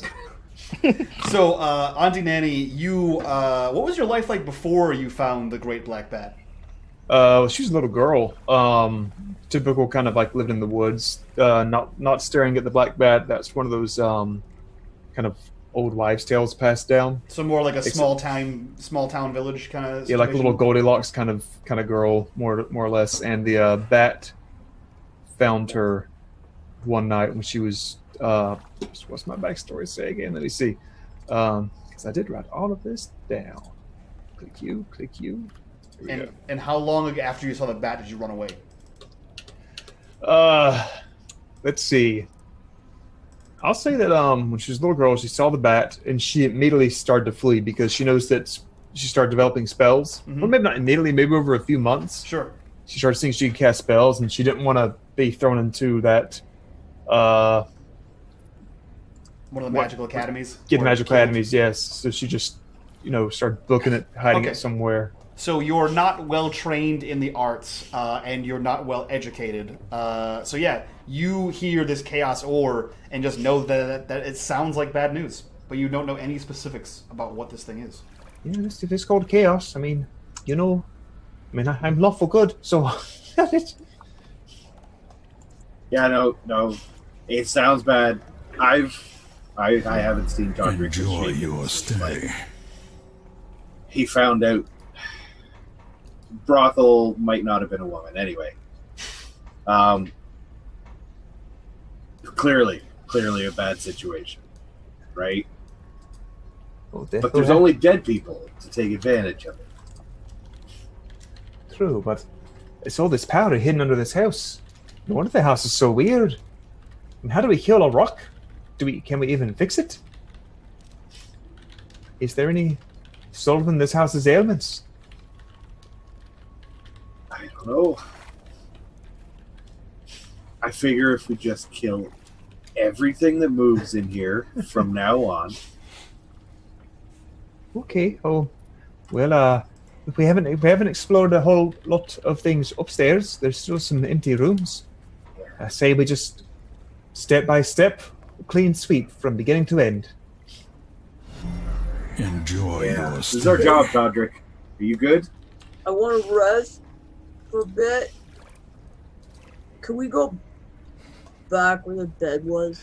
I like how this whole conversation happens, and you just walk out with like a bundle of bones. I just want to take a nap for a bit. I'm that just gonna okay? lay down. I'm just gonna lay down Like, right you didn't here. hear anything about the Chaos Golem or the Ore or just see Toddrick panic. You just walk out with a bundle of bones. Oh, take a nap. Oh What yeah, are you guys doing? yeah. Talking Yeah. about bones. It's all she cares about right now. Yeah. So Thorne, what do you got there? skeleton. Oh, Who's skeleton? I don't know. Okay. It could be worse, I guess. Did you There create was- this? Was there a rest of a body attached to it before you found it? No, she's got the whole thing. Oh, okay. Like it was together, but obviously it's fallen apart because there's no muscle or sinew or anything holding it together anymore. So she just kind of scooped up a bunch of it. She probably dropped number of pieces all the way there. She's not careful. No, she's mostly just trying to keep the skull and some of the bigger bones. Upgrading. Nice. Yeah. Yeah. Yeah. I'm gonna make stuff out of it.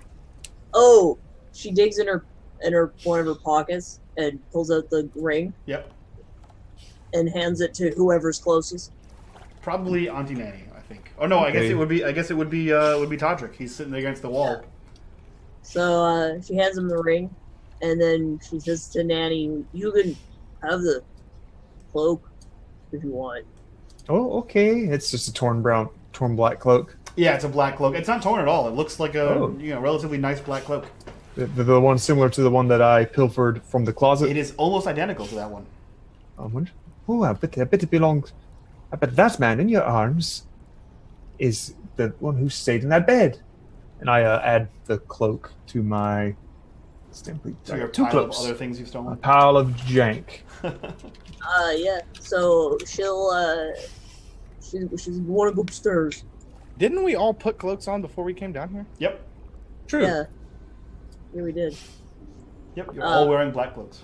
So we have another one. In She's case we gonna. find a friend. She wants to go up the stairs. You also noticed that. I guess Thorne and Stewart noticed that all of the black apparitions were black because they were wearing cloaks. Okay. yeah. I think if he'd noticed that, Stewart, once he left the room, would have peeled this cloak off and discarded it. Yeah. It seems as Okay. though you've almost infiltrated a cult. Yeah, Is what you'd guess. yeah, So you guys begin to walk back to where there are beds. yeah. So Thorne can cuddle her skeleton. Sure. So let me just do this. So I'll do this real quick and just grab everybody, and I'll bring you guys. I assume you're going back to where you found the beds the first time, Nap time, yeah. where you guys slept before. There you go. Yeah. She at this point she's very much like a toddler that needs a nap. Yeah.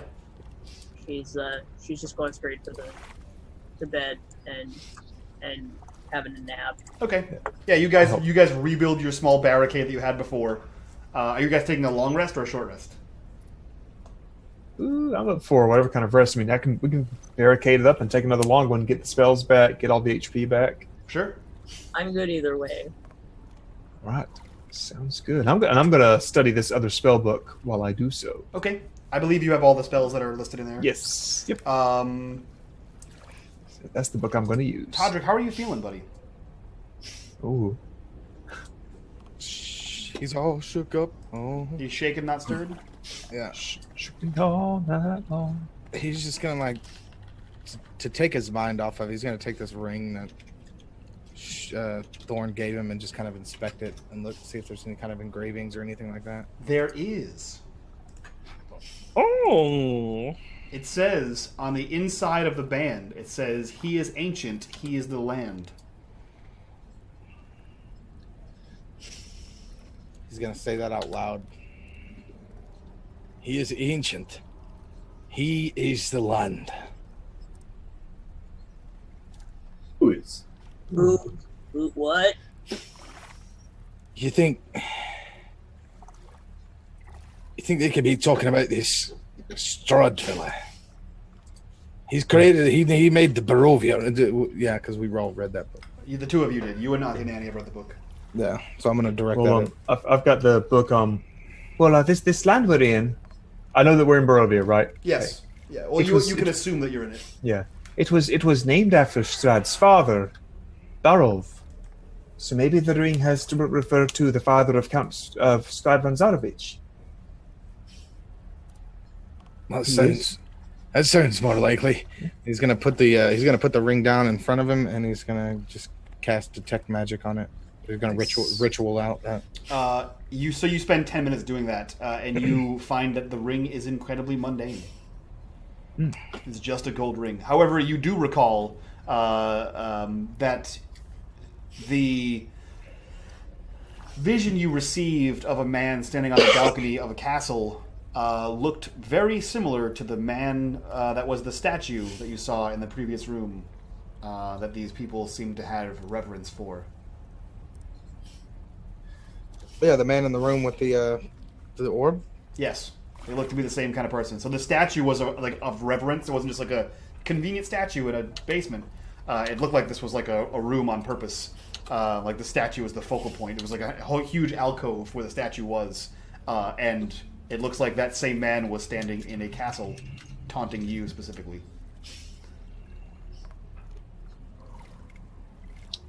I'm gonna tell him about my vision. Oh. Nanny kind of nods to it and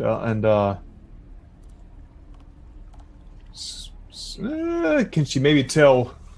I mean, if it's a male figure who has some kind of power here, it's most likely. So which vision do you tell him about? Oh yeah, that's right. I think I already didn't. I tell Stewart You told about the Stewart that the statue looked to you, but only Stewart. Yeah, I'll tell him about the one I had when I passed out. Okay. Yeah, so basically you were flying and you saw this castle, and this man stood outside the castle with like a billowy cloak and looked to you and said, "I'll have something for you." I think he said, "I'll have something special for you."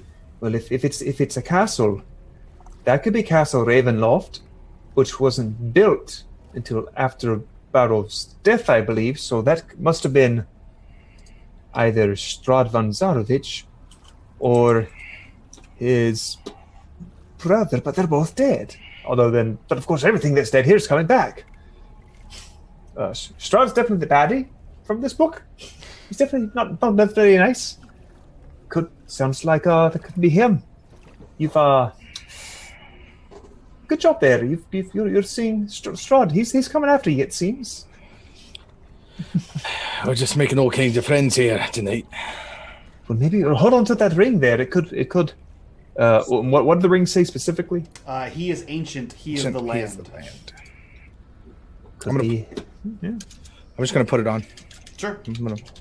You disappear like Bilbo. No, you just put it on. It's just a gold ring. It won't fit my fat little sausage fingers. It feels normal. It feels like a small gold ring. He's gonna put it on, but he's gonna go. No, it's fine. It's just a regular. And a chaos golem appears. You're the laughs. worst. That's her kind of humor. She's been busy making a helmet out of the skull. So she's trying to get it. She's got horns, right? So she's trying to get it so that like the front teeth of the skull kind of sits in front of her, between her horns. You know, really like lash it in there. Yeah, like a bow, but like Elmira. Oh from, and then she can do like crossed bones behind it. So it looks like a bow. Yeah. I dig it. Yeah. Because, I mean, you know, how else would you know she's a girl, right? Right. Yeah. Not the breasts, just the bow. Dragonborn don't have breasts. They do, actually. I believe it was No, said. they don't. I think someone said it. They do not. No? In 5th edition, they have canonically removed the useless mammalian feature from the That's true. reptilian creature. That's true. Yes. Excuse me, that cloak Yes. that the skeleton was wrapped in. Yes. Did that look like one of the like cultist cloaks we've been wearing, or that magical one Auntie Nanny had picked up? The cultist ones, the normal-ass cultist ones you were wearing. Gotcha. All right. Plus, Toddrick is currently full-on arcane ritual detect magic, so he can see Fair. anything. He can see anything that's magical around you guys. I just want to wrap my little buddy up in protection. Yeah. Yeah. You can just wrap him up in your arms. protective love barrier. Yeah. Yeah. So are we taking a long rest or short rest? I'm fine with a long rest. Clear this space out. I haven't taken damage in a couple of sessions. It's been pretty great. Yeah. Okay. Well, I'm okay with a Cool. short. What would you like? What do you I have 1 HP. I'd be down for. okay. Yeah. I mean, So you can long spend your rest- hit dice on a short if you want. Yeah. Yeah. Don't worry, I'm probably not going to Short. kill you in the next 20 minutes. Probably, one. like he said, probably. I mean, I make no, you know, Apologies. It could happen. It could happen. So yeah, you guys let me know. Are you taking a long or a short? Are you guys spend a hit dice I'll do and a take a short? All right. I'm just gonna use my short rest to get my level 1 spell. Yeah. So spend whatever. I think Toddrick, you haven't used any spells. Spend whatever hit dice you guys need to spend to get back up. Spend your 1 hit dice to get back up. That's what I'm gonna say. I No, you used did I use used spells. both of my spells. Did you? No. Yeah. Did druids get spells back on a long or No, short? just sorcerers and warlocks. I think. Oh, right. Druids get it as Circle of the Lamb, but Yeah. level 2. Oh, yeah, and they get their wild shapes back. Yep. I used healing word and entangle. Oh, that's Yeah. right. That's true. You're our healer. You're supposed to. I know. I forgoed healing my 1 HP Yeah. to save Auntie Nanny from the shackles of ghostly fondling. Yeah. Mm. She was gonna get ghostly fondled. Yeah. It was gonna be rough. 50 Shades of Nani. Yeah. So you guys all spend your hit dice and heal as necessary. Toddrick, you can just click that and roll. Oh! There you go. There you go, Boom! buddy. You got All it. of them back. You're back up. I still don't have any I'm all the way. spells, but I rolled exactly what I needed. Perfect. Get me to 15. And I think Auntie Nanny, you're almost good, aren't you? Yeah, he healed me up to full already. Yeah. Okay. So yeah, you guys spend your hour resting and contemplating. Auntie Nanny, you're reading your book. Thorne, you are sculpting a human skull into a hat. Toddrick, you are quivering like a schoolgirl, terrified about chaos golems. And Stewart, you're trying to console your tiny friend, I believe. And probably talking to Thorne about, it's kind of unsavory. That's like a human skull. Like, how would you feel if I found a dragonborn skull and started wearing it around on my head? Well, I don't know. Did you kill it? It's hypothetical. It hasn't happened. No, never mind. You know what? It looks great. Okay. She's quite proud of herself. She's, adding more. Like I think she'll even do stuff like the longer bones, break them in half so that you get a good shard, like a good spike, so that she can have like spikes On spikes. out of the shoulder Yeah. pad, and yeah, Yeah. just spikes on You spikes. whittle the bones to sharp edges. Yeah. And you make faux joints. So you're essentially trying to make yourself look like Rufio from Hook, Yeah. but with pointy bits. Yep. All right, I like it. Yeah. So an hour passes. Auntie Nanny, you have attuned to that book, if you so choose, the war book. You attune to that book, and you can cast spells from that as if it was your normal tome. Thorne, you look awesome. At least you think so, for sure. Try and find a mirror or something to admire herself in. Yeah, and you're just doing cool gym poses. And then breaks it when she's breaking done. stuff. Yeah, then smash the mirror so no one else can see it. Toddrick, what were you doing besides panicking? Was that it? Just reflecting. Okay. Really, not much. I mean, he's calmed down a little bit, but he's still just kind of like, they've got chaos stones. Toddrick, roll me a history check. I have one advantage. I'm gonna use it. Okay. Actually, I have 2 advantage. I'm gonna use one. Okay, cool. So, you recall in your years spent in Alabaster's Academy of the Arcane Arts that there is communication between the 5 great magical schools by arcane means. Each one has actually a teleportation circle in it, like an enhanced teleportation circle. You can actually teleport between the schools. Usually that's reserved for graduates, alumni, and high-level mages of the land. However, this is the quickest way for news to travel between the mages of Timorel. You recall recently news was brought to you, not to you, but to the school on foot from Kryn, from the city of Blackpool, the capital of Kryn. And there is a new magistrate was appointed recently. This new magistrate helped defeat darkness and a disgusting dragon made entirely out of blood from the city of Blackpool. And he mentioned, the reason this was brought back to the school was because he mentioned the cult of the Chaos Lords and a specific name, which I literally just forgot. A specific name, Calarel. So you know that that Calarel. So what jogs your memory as you're contemplating this chaos ore is like 200 years ago ish. There was mention of this Calarel in your books, in your readings of this chaos rift. Essentially, 200 years ago, the Rift Watch was restarted after it had been defunct and lost to the land. And they fought back a being that called himself Calarel the Vile. And that was 200 years ago. And this new magistrate in Blackpool says that he, too, fought minions of Calarel the Vile.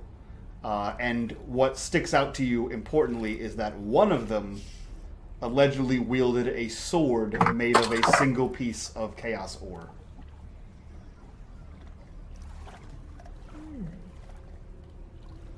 Said he wielded a sword made of this. Yes, a short sword made of a single piece of chaos ore. Like the anti-Valyrian steel.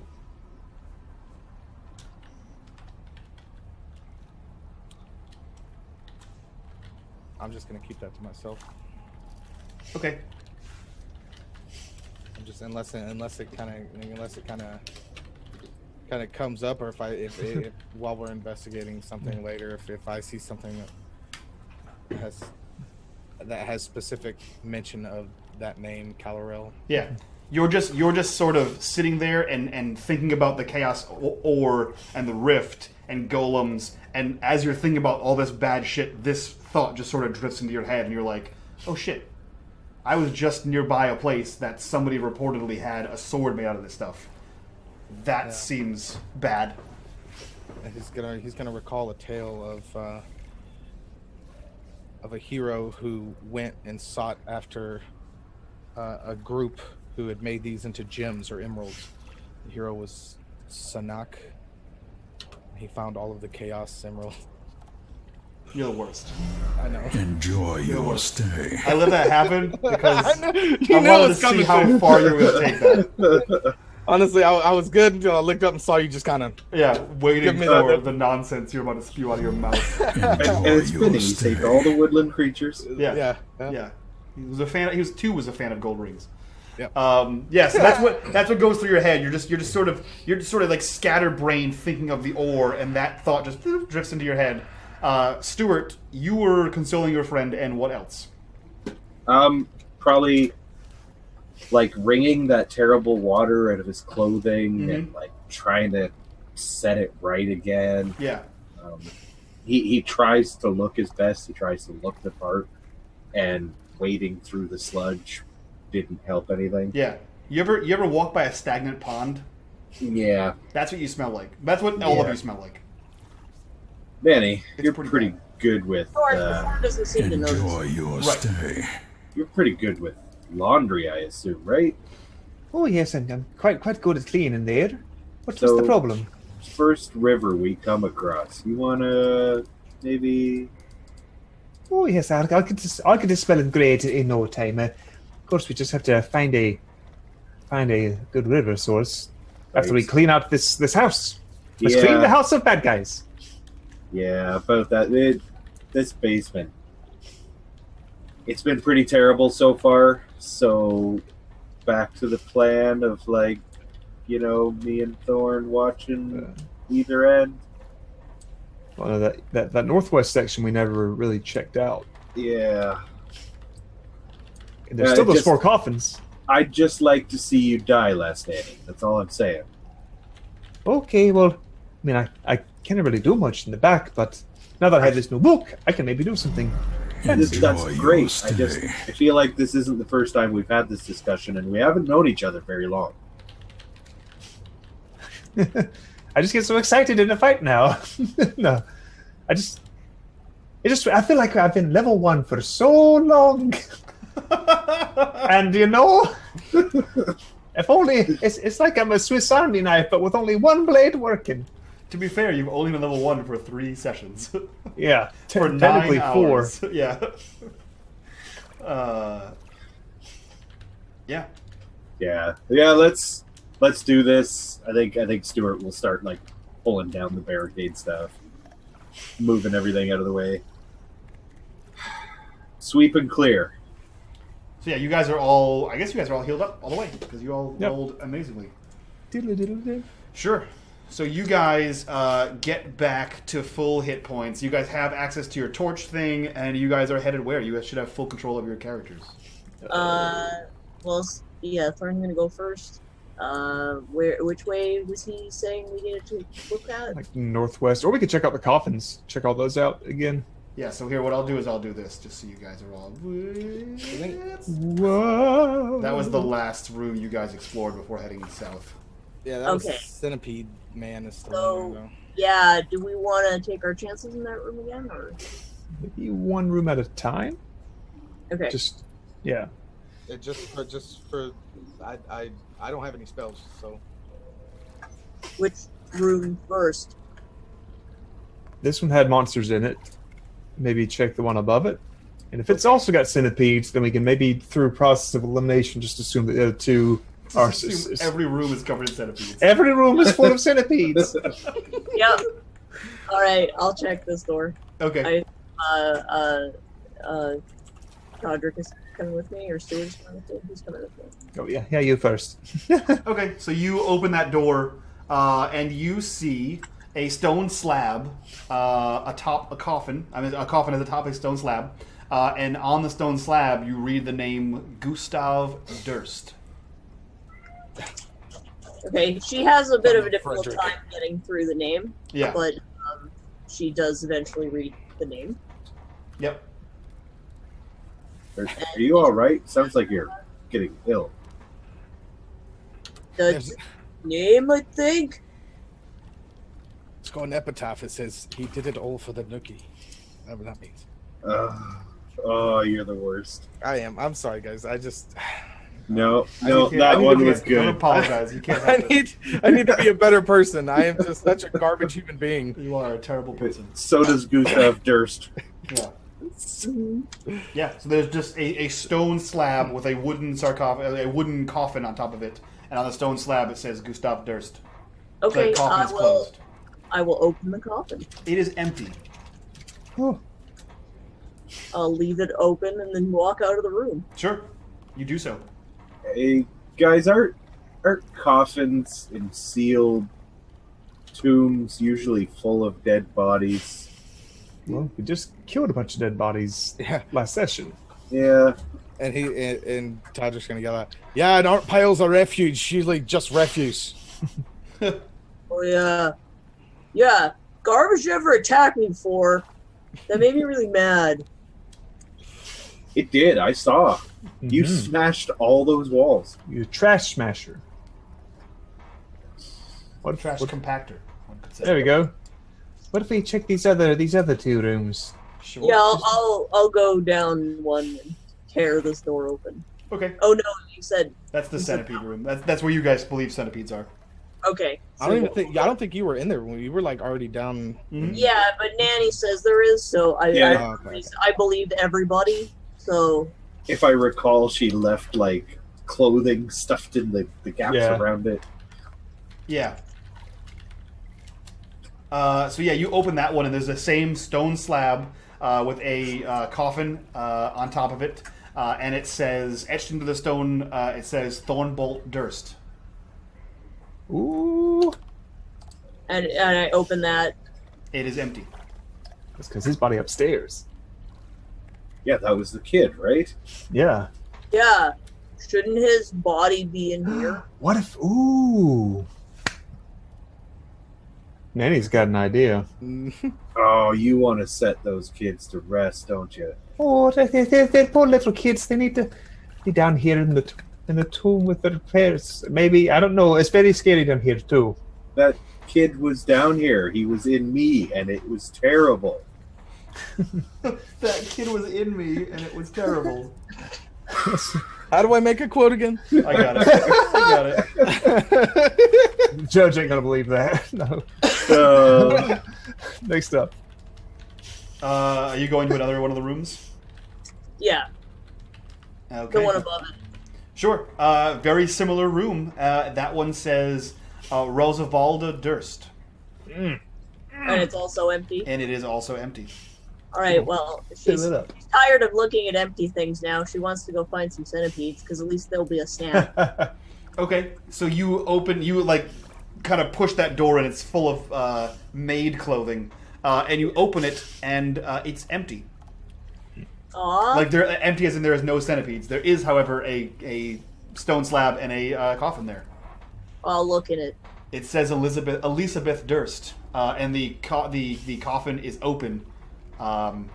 And you see just a pile of clothes on the floor where Auntie Nanny stuffed the door full of clothes to stop centipedes from crawling out. Okay. Yep. There's nothing in the coffin? Nope. Also completely empty. Nothing to eat in here. I'm just gonna leave. We looked in there. You have not. Ooh. All Well, right. maybe there's something to eat over here. Okay, if you tell her that, she'll go and look. So here, to expedite this for you guys, this one, so the top one is a blank stone slab with no coffin. Okay. The lower one is a stone slab. So the stone slab is actually not on the floor. It's like leaning up against the wall, and it's small. And etched into it is Walter Durst. Oh. So these were gonna be some tombs. Yes, this one is about half the size of the children's slabs. Can I infer from that then that it was made for either a baby and or pet? Yes, you may infer just that. There was the dead baby the crib. The dead baby crib was upstairs. True, but that did mean that there was possibly a baby in this house. Yes. And with a tiny little slab here, could infer that this was meant to house a baby. In fact, Toddrick, you know something about that baby, I believe. Yeah, that baby turned to ash in my hands.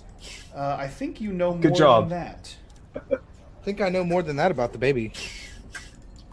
What you knew about babies? You should have a letter in your possession. Yep.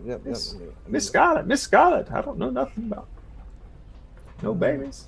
You should have a letter with 2 paragraphs, and you should look at the second paragraph.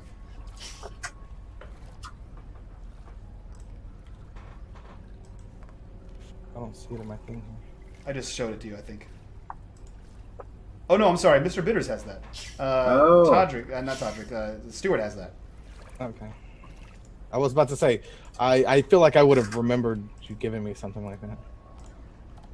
Yeah, he found it in the chest. Yeah. And then just didn't tell anybody about it, I think. This looks like it was for a stillborn son, maybe named Walter. There you go. What if it's one of those like creepy families that like they have to give birth to the baby at stillborn, but like the mom or the dad don't want to accept it, so they just keep it around? So you know, as you think that, you recall you saw a portrait done on one of the landings where the father was holding a bundle of what looked like a baby, and the mother was staring down at it, disapproving and disgusted. This family was fucked up before it got haunted. My God. Yeah, if we come across a zombie baby, I'm gonna have a real hard time with it. Yeah. Well then, maybe we'll find it. Let's check this way. Yeah, great idea. I mean, theoretically, it shouldn't be too hard to kill. I mean, it would be a little messed up morally, but you know, I feel like I could kick a baby to death. I mean, I'm just being real. I'm just being real here. Are you sure? Because Auntie Nanny already scooped up baby ashes. I mean, I could mage hand it up in the air if we need to and just let it sit. Make it think about what it did. Yes. This could be spell components and scooped up the ashes of the baby. So as you guys... Oh, go ahead. I've tried eating almost everything we've come across. That's true. Including people. I want my baby back. So as you guys round the corner into that next chamber, Auntie Nanny, you guys just see several wooden tables, several wooden chairs all around a table. As you walk into the room, you see that it elongates, and there are 4 small alcoves, each with a moldy, straw-covered, like faux mattress. Okay. Do we see anything else?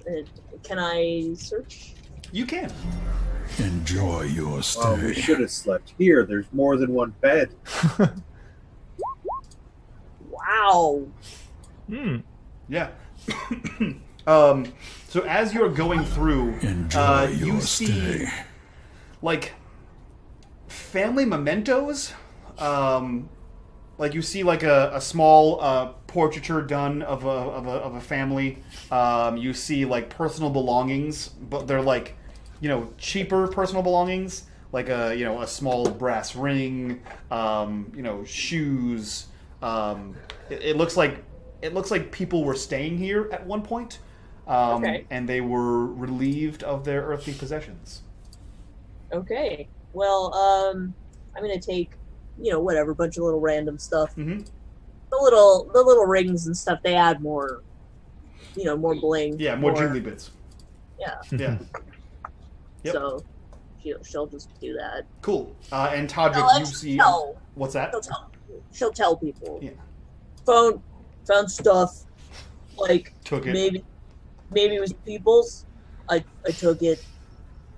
You're a bit of a scavenger. Well, you gotta make the best of what you got, right? Because that's how you get better. Yeah. And when other people got better stuff than you have to best them and then take their best stuff. Exactly. If they wanted this stuff, they shouldn't have died. That's perfect. I mean, I guess that's fair. Yeah. She says that, and Toddrick's gonna look at Stewart and be like, "If I die, don't let her take my bones." No, man, all your stuff is mine. Agreed. Stewart, you do see another hallway. Guys, I see another hallway. Okay, let's give that hallway a check there. And he's gonna hold the torch down it. Okay. Yep, it's a set of stairs that leads down. I'll go first, since I'm the most of. So as you proceed down the stairs, you make it to a wide open space, and in the center of the room is a 3-foot-high stone lip that leads to what you assume to be a well. As you kind of peer over it, it looks to be a water-filled cistern. There's a bucket, rope, and pulley system that hangs from it that you can retrieve water from. There are also 5 different doors you see around you. 5 different alcoves. There's no actual door on them that you assume leads to other rooms. Okay. Would you say there's room to make the big mistakes in this wide open space? Yeah. Okay. I'll just peek my head in the room and see if there's any danger. Sure. So you peek your head in the first room. It contains an actually wooden framed bed. It looks like a single person's bed. A moldy straw mattress and a wooden chest. Okay. The wooden chest appears to have a metal padlock on it. Ooh. I'm gonna smash it. Okay. Athletics. Yep. Yeah, you cleave through this old wooden box. And inside you find 11 gold. Inside you find a pouch of leather. Okay. But you're not sure what kind of leather this is. She doesn't care. Okay. She put it in her pocket. In her pocket. Yeah, it's very soft and supple leather. Oh, great. Yeah, he's going to check out this room. Nice leather. You see a wooden framed bed with a moldy mattress and a lockbox. I found the key, and I'm going to try the key on the lockbox. You did find a key. There's one with runes, and I think one without runes. Didn't the body that we discovered in the... The key opened the door to the children's room. Okay. Was there a second key? There was just the one. You found it in the desk of the master desk. Yeah. I see if it's locked. It is. Thorne! She'll come over. I put in my inventory leather bag. Yeah. Mm-hmm. Yeah, she'll come and smash it. You want another athletics? Yep. Okay. You have those thieves' tools. You could practice. Oh yeah, Okay, so she'll practice with her thieves' tools. Okay. She'll sit there. She'll get down with the light, pull out her tools, and she'll have like her little tongue sticking out the side of her mouth. Are you proficient in these tools by chance? I am not. Okay. But so I've arranged it on the sheet, so it should be appropriate. Sure. So it would look cute, her little tongue hanging out of her mouth while she's working, if it wasn't like dripping acid. Yeah, if she wasn't a monster. Ooh, a 12. A 12. So you're at it, and you're just sort of, and you feel like a few clicks, and you think you got it, and then you don't get it. Then she'll smash it. Okay. You do. You smash through it. I'll use your previous athletics. So you smash through this thing, and inside this, you find a nice-looking short sword. Anybody want this? Yeah, I'm not very skilled in the short swords. Actually, let me check my player's handbook to see if I'm proficient in it. What are you, a wizard? Wizard. I don't think they are. No, I think it's just like light crossbows and that kind of stuff. I'll walk over and look at it. You look at it. Roll me a stone cunning. It's silvered. Oh, snatch that up. That's pretty nice. Yep. Thorne, break every chest you see in this room. Okay, she'll go into every room and just break all Perfect. In this room here, you find you find a folded up black piece of cloth tied with twine. Okay, she'll just hand that to somebody. Okay. You just sort of toss it out behind you. Yeah. Well, carefully. She's trying to. Yeah. I untie it, I guess, and see what. There are 3 moss agates. Ooh, I'm going to. You lived in the wild and you had to forage. They're worth roughly 10 gold apiece. Okay, all right. In this room, Thorne. I hand them to. Does anybody want one? Everybody's loot. Just sort of throw them up in the air and see who catches it. Yeah. Well, I'll put it in the community chest with a chain shirt. Yeah. Thorne, in this room, you smash open the chest, and the coolest thing you find, I assume you immediately put it on. It is a black leather eye patch Hell yeah. And affixed to the front of it is a carnelian, which is a blood red stone. Oh, fuck yeah. That goes... I mean, she's not going to put it over her eye because she doesn't want Yeah, to, just eye adjacent. Over Yeah. the skull's eye. Yeah. Yes! Skull is Don't wearing give her ideas. One-eyed Willie. Don't help her. Yes! The Don't skull... My skull hat is wearing the eye patch. In this Nice. room, you smash open and you find the least interesting thing. You find a hairbrush. I don't even have hair. I'm going to hand it to the dwarf. What's You it made hand it to of, the maybe? dwarf. So as soon as you hand it to the dwarf, roll me. Actually, that what you rolled before is fine. The the bristles are made of silver, and the actual brush itself is made of ivory. It's a valuable and brush. you know, Toddrick, you know it's worth about 25 gold. You also know that short sword is worth about 100 gold. If you were to sell the silvered short sword. I'm gonna peek into this water. Sure. It's just water. You're fine. I take a sip. It tastes awful. I probably just swallow it anyways because everything smells and tastes awful. I leave it. Yeah. You assume that whatever underground stream runs under the house is the same one that's feeding that well back there, or that room with the disgusting shambling mound. Yeah. Yeah. That's it. You guys have found the treasure of the dungeon. Okay. Nice. So what if maybe we go back upstairs and back to that first floor where all like the parents' rooms and stuff used to be? Did we fully loot all that stuff? You did. There was You finally did. Yes. Okay. Maybe go back to the creepy little kids. Do you want to get their corpses and try and... Oh yeah. Let's maybe that'll be a nice thing to do.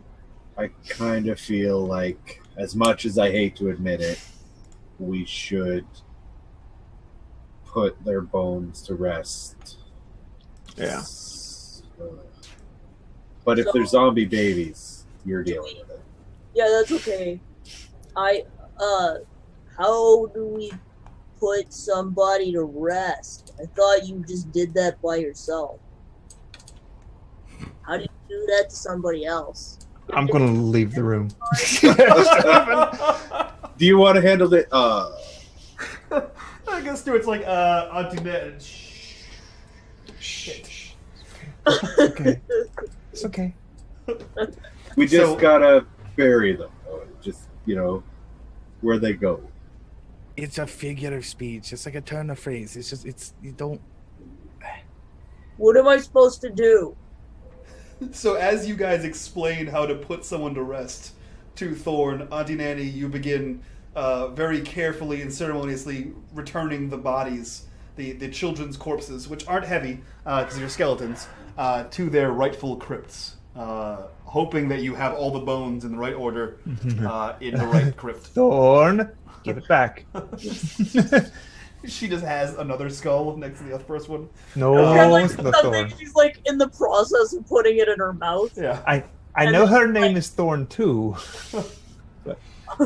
So yeah, you get both of the corpses in their appropriate caskets, and as you begin to turn to leave the second room, both of the ghostly figures are standing before you, and they look to you, and they both like take a step towards you with outstretched hands, and as they grab your hand, like as each one grabs one of your hands, they look to you and say, "Thank you," and they both just shimmer and disappear. You're welcome, creepy children. My creepy children.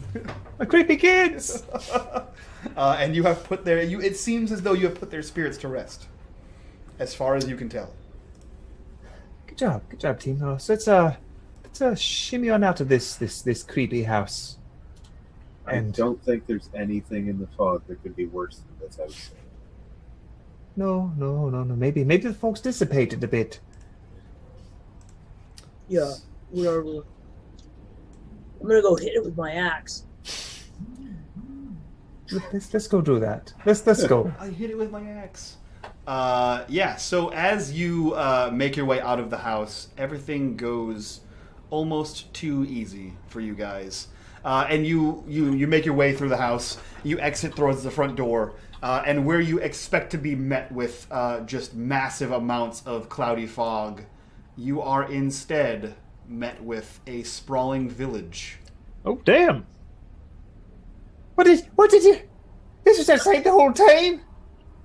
She looks very confused and growls at it. And that's where we'll end the session. Do we level up? You do level up. You guys are all level 3 now. You guys have entered. You guys have entered Barovia by less than casual means. You've entered Barovia. You've entered the village of Barovia, and you are well on your way. Where's the creepy house? Which one's the creepy house? The creepy house is where does it? Where did I say it was? It's this house up here. Shift click. I think that's we've gone from death house to death houses. Yeah. Oh. Death neighborhood. Yeah. Yeah, Death Town. It's a beautiful day in the neighborhood. You walk out into the 5th ward of Houston. Oh god. Oh. You walk out, everything sucks. Everything sucks. So yeah, that was episode 4, called Shadows and Lies. We'll see what's going on in the village of Barovia next Tuesday. But yeah, if you guys want to see more D&D stuff here, we do this Curse of Strahd on Tuesday. We do a game called Blades in the Dark on Wednesday at 8 p.m. We do a homebrew game set in the same world as this one is, in my homebrew setting of Timorel, called Havoc in the Hinterlands. You can see these fine faces here every Tuesday. So let's go around and reintroduce ourselves as to who the hell we are. So we'll start with the newly behatted Thorne. Madfish, who are you? What are you doing here? And what did you think of tonight's session? I had a great time. I'm Madfish. I do arts and things, crafts and whatnot, and hang out on the internet. I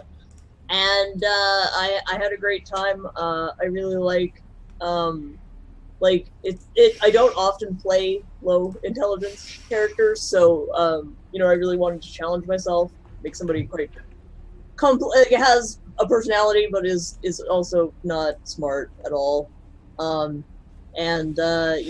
This human skull for a hat. I just don't. I really don't. I can't see her actually giving a fuck. Yeah.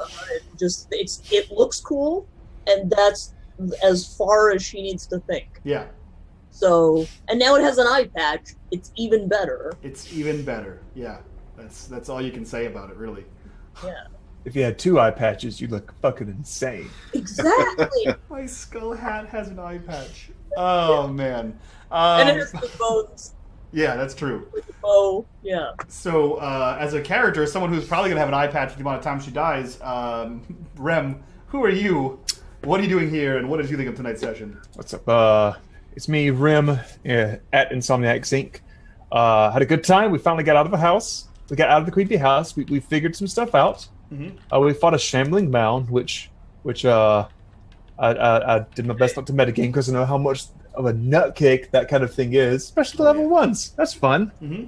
So now I don't feel so bad about if I put some OP stuff in my own publications because, hey, Watsy does it too. I write adventures for D&D on the DM's Guild. There's a link to my shop. So feel free to come in, maybe make a purchase or 2. Whoops. And put that back up there. P is for purge, not permit. Oh, okay. That's me. And other than that, had a good time. Thank you. Sweet deal.